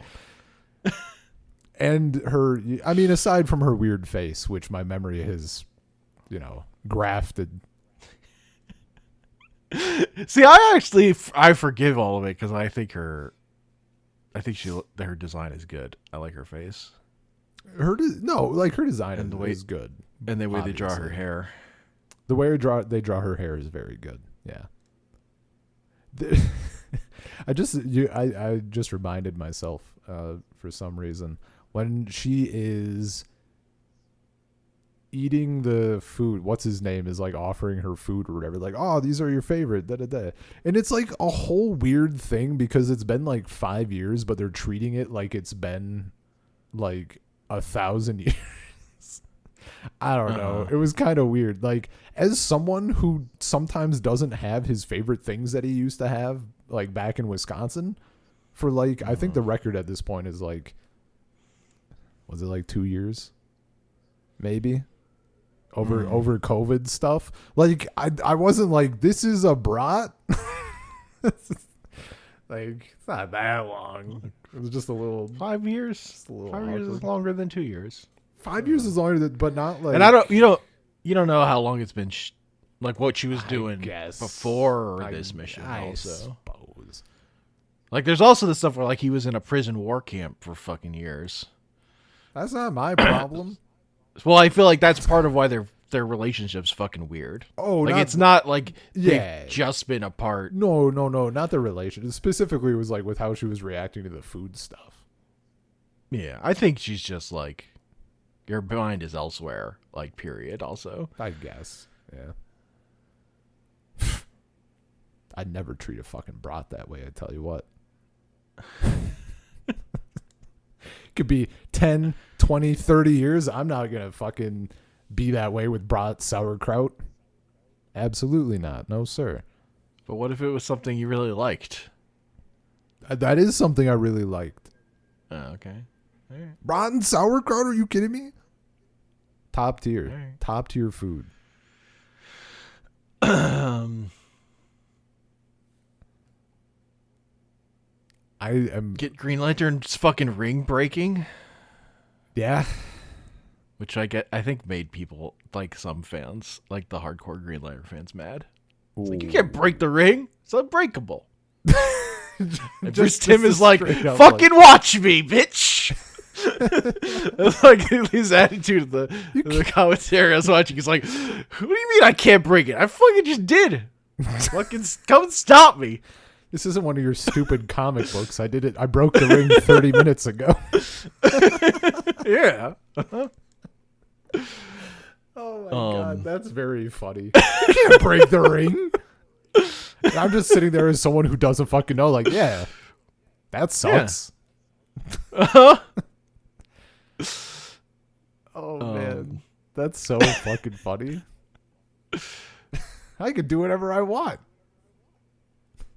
We get the Green Lantern saying, kiss my axe. Kiss my axe I was like, I had to rewind because it was so close in the moment. I had to go back. Like, I was watching, like, I don't even have the nature, I don't even have the ability to do, like, I guess I do technically have the ability to do dual monitors, but I don't. So, like, I'm locked in when I'm watching this shit. But, like, I still, like, you know, sometimes I'll, like, check my phone or whatever. This was, like, one of those moments where I was, like, kind of, like, taking a quick peek, and I heard that, and I had to go back. I'm like, did they just fucking, like, am I misremembering what swearing rules were in the early 2000s? Did they get, like, one per entire show run? Because I literally thought, like, at first that he just said, kiss my ass. He had the axe. Like, I did not see it. He but makes like he does make the dinkiest axe you've ever seen. Real fucking close, dude. I can't believe they fucking got away with it, honestly. Like, it's really close. Also, Green Lantern gets fucking fucked up. Oh, he gets the shit kicked out of him. It's great. Love it when a hero gets beat up. Yeah. His face is all fucked up. Man, he got shit on these episodes. Yeah. Even in the beginning when Hawkgirl's like, you have to trust me or whatever, and then she immediately like fucking sends him. Yeah. Rough. And then everybody's like trying to talk to him about it. Please just stop.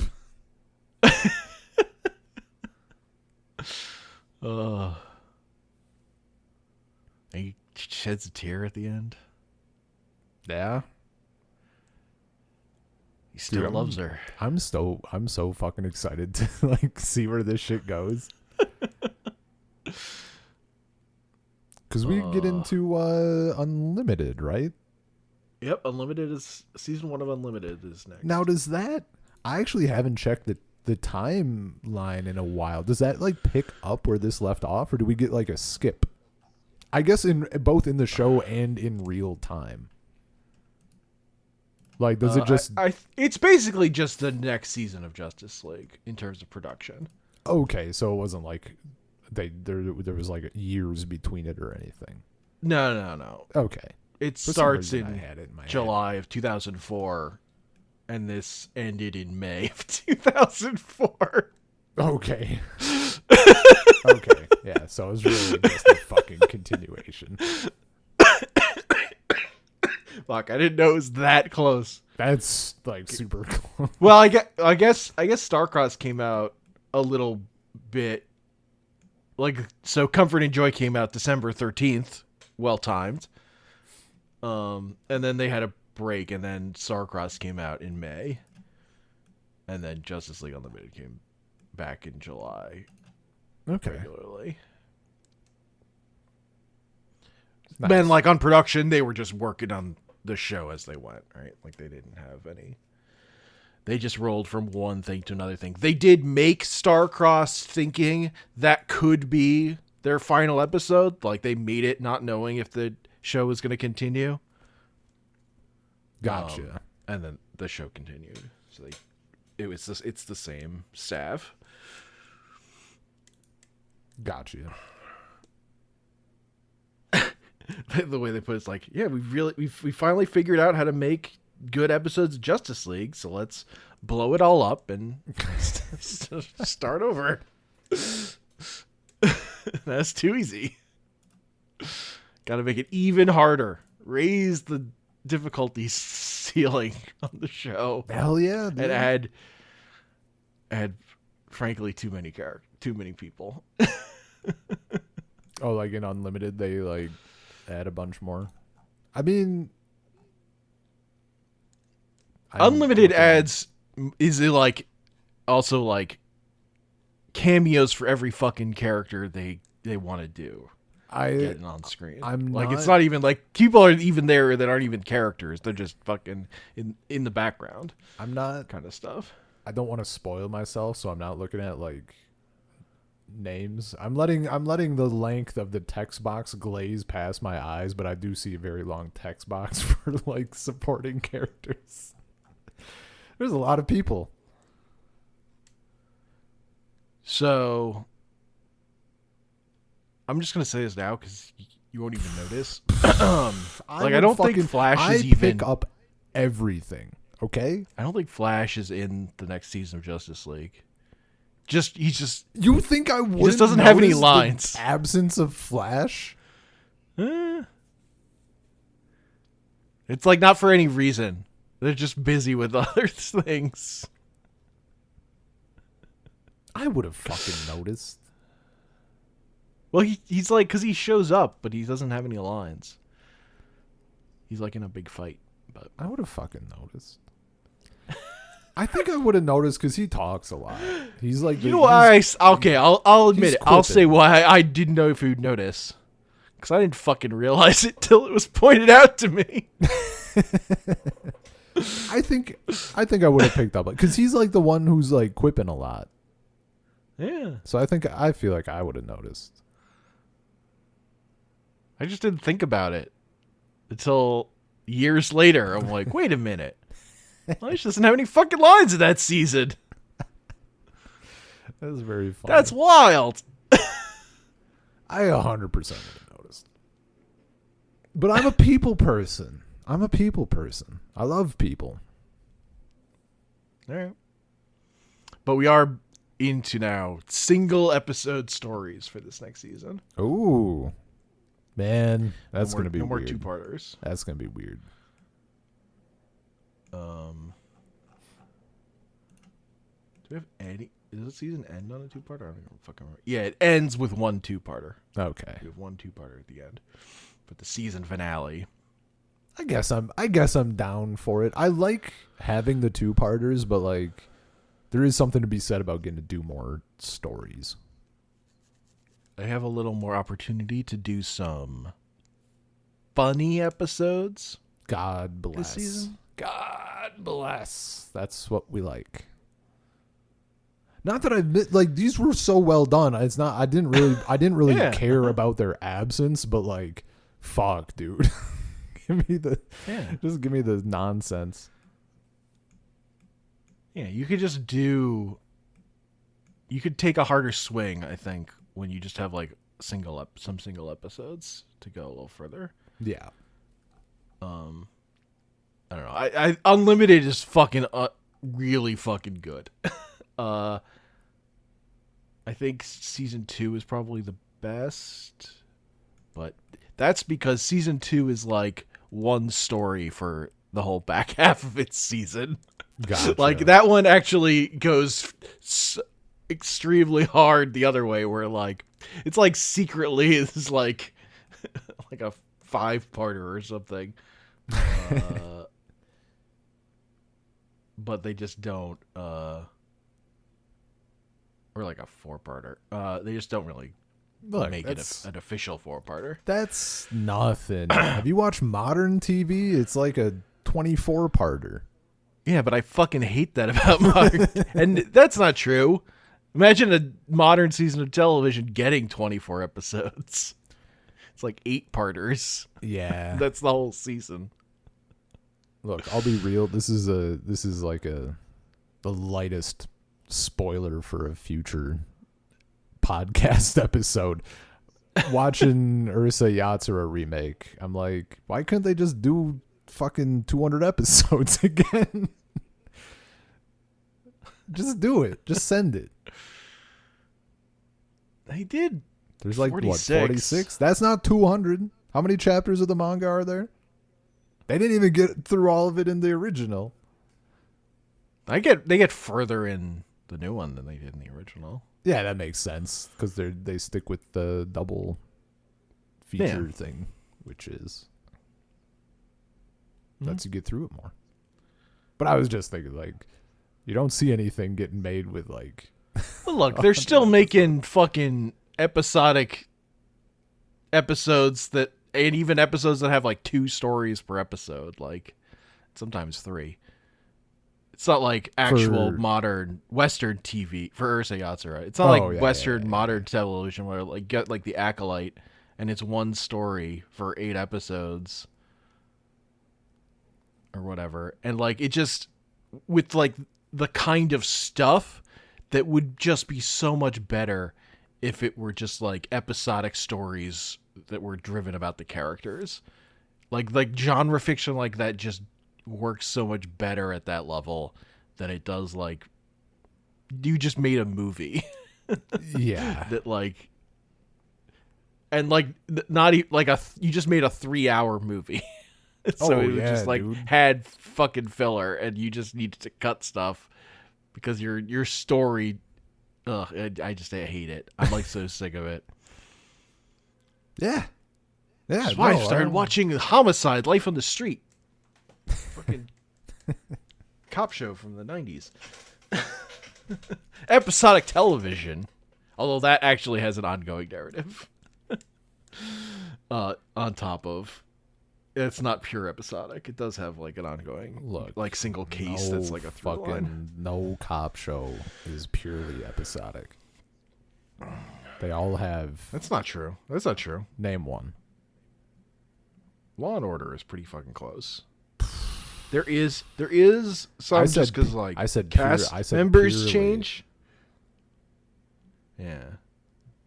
Law and Order has. You know what? I'll catch myself. I'm thinking of SVU. I don't know. I don't know much. Well, I didn't watch any of them. My sister in high school was obsessed with SVU. I mean, obsessed. Sure. But she never did the original. Like, she just didn't care at all. Sure. So I guess I don't really know about the original Law and Order. Yeah. It's more like their eras, because like just cast members change, right? Yeah, sure. But they don't have like one big stupid backstory problem that a character has that they reference now and again throughout the thing.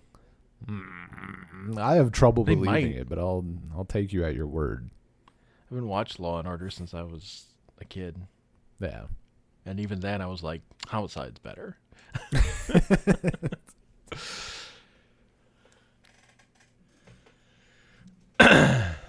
Yeah. Anyway, I'm like extremely looking forward to more Justice League. That fucking ending, like I'm so ready. Also because I haven't watched ahead. Hell yeah. So like it was fucking tempting. especially that I'm on my own and I'm like, I Mm-hmm. want to fucking watch it, but I don't want to do that to myself. Man. Well, we'll get to that. I'll get that stuff next time.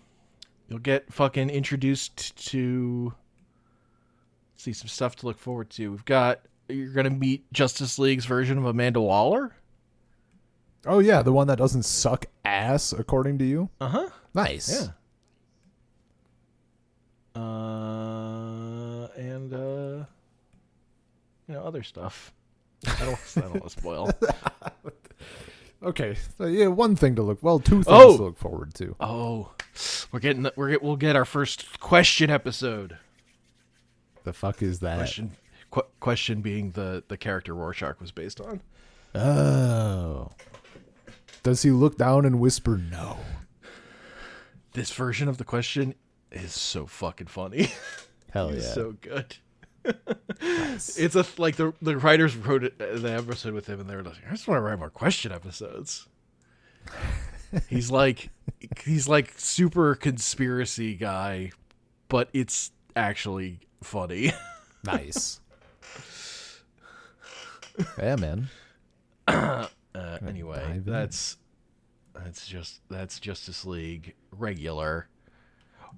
So if you treat Justice League as a unit, one thing, what are your feelings on it's like these 2 seasons with this format? I really liked it. I think it made it very easy to watch like 2 episodes at it. Like I never watched like 1 episode at a time. Mm-hmm. So even though I was like sometimes still pokey about it, but like I was never doing an odd number of episodes unless they were like the 3-parter or the 1 part, obviously. But I think it worked really well because it's not like they're super long. So you're still only getting like 40 something minutes, but that's like perfect. It honestly felt like watching a super short movie or something, and it gave them enough time to like flesh out all the plots and stuff for those 2-parters, which I really liked. And in the case of the recent one that I'm just still thinking about is Hereafter, where you start the second part and you're with Superman. And that's just that. It's so good. It because you're still in that thing and you're still exploring like this bigger storyline, but it still is a separate episode. And I really liked it. And not that I couldn't even say that I like that or like a single episode format better. It's like equal just because they both have their own advantages, right? Yeah. And that's the thing that like stands out also compared to like modern TV is like every 2-parter feels like a movie rather than the whole season feeling like one movie. There's just like so much more stuff happened, and like even when it wasn't like firing on all cylinders, it was still really fucking good. Yeah. and it still like wasn't, but it was like wasn't committing so hard to any one thing that like you felt like stuff didn't have room to breathe or whatever. Like it was just, we've got this giant thing and then that's done, and now we've got this big thing and then that's done. Like it just had like it had a cadence. Yeah. I mean, I do think season 1 is like has less that's memorable, but and like it has weak ass Superman. I would kind of... By season 2, it's really fucking good. I mean, Superman with a sword is locked in. That's a forever memory. I mean, I guess the thing... Like when I go to rewatch regular Justice League, I'm like grabbing season 2 episodes. Sure. I think... I mean, the thing I would add that is like... Wow, fucking shocking based on how we've talked about other shows, like another like in between these 2-parter big episodes, like a little like single-parter hangout episode would be pretty sick. Yeah. go a At least long we got way. one. We did, and it was very, very, very good. So that's nice. But part of that is also because, I mean, in Superman and Batman, because we're only following them, we just get more of their alter ego stuff. We get more of like the everyday nonsense. So even if you're like not getting a full episode with Clark Kent or Bruce Wayne, you're getting a bit of it here and there enough to get your fill. So, I mean, whenever Alfred showed up in season 2, I was fucking popping, yeah, cheering, dude.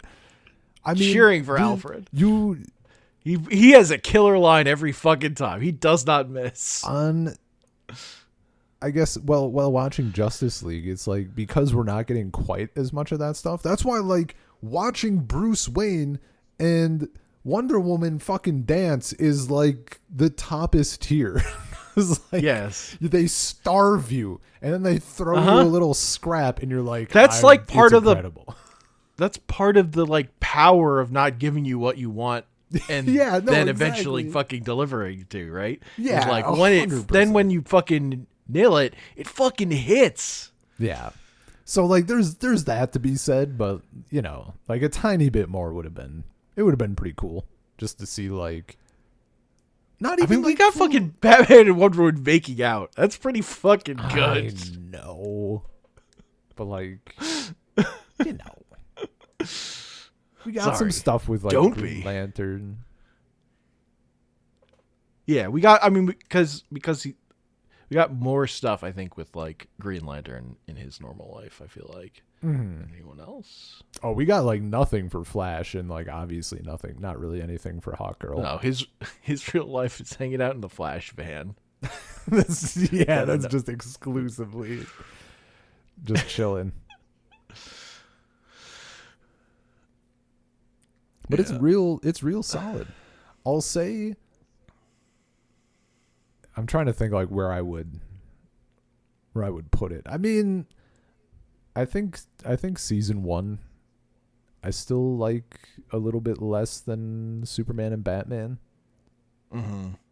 Oh, for sure.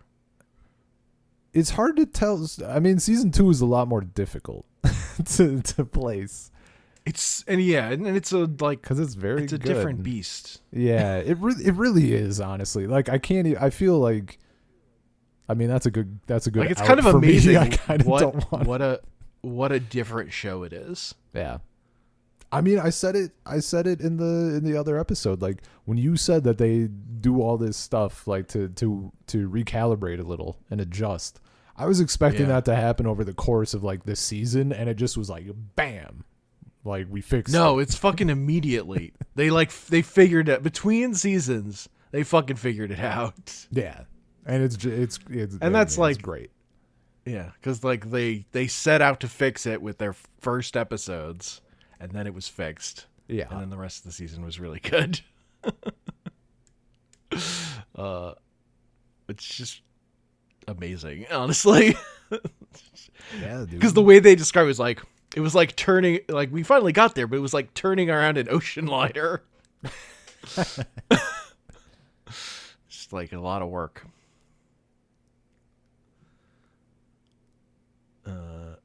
Yeah.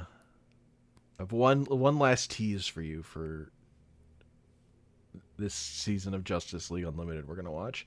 There is one episode that is basically a direct adaptation of a comic book that was written by Alan Moore and Dave Gibbons of Watchmen.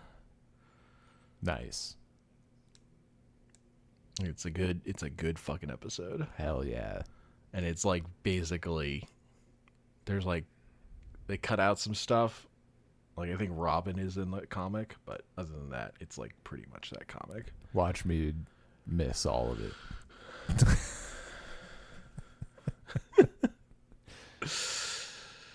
I don't trust it. Yeah. Anyway, that's definitely a podcast. It's a long one. The benefit of Anya not being around. Woo! I'm already Salt Circle Podcast, gmail.com, Salt Circle Pod on Twitter. Anchor.fm/Salt Circle, YouTube.com/@Salt Circle. I'm on Twitter @ComicPanels. I'm not on Twitter.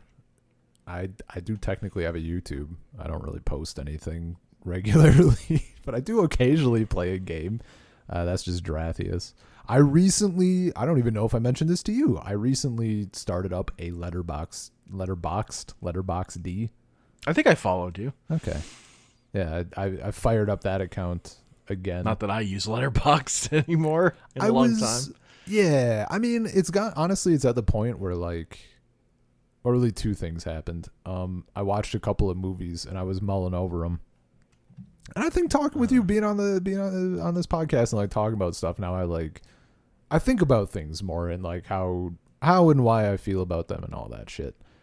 And then I read like 80 Roger Ebert reviews.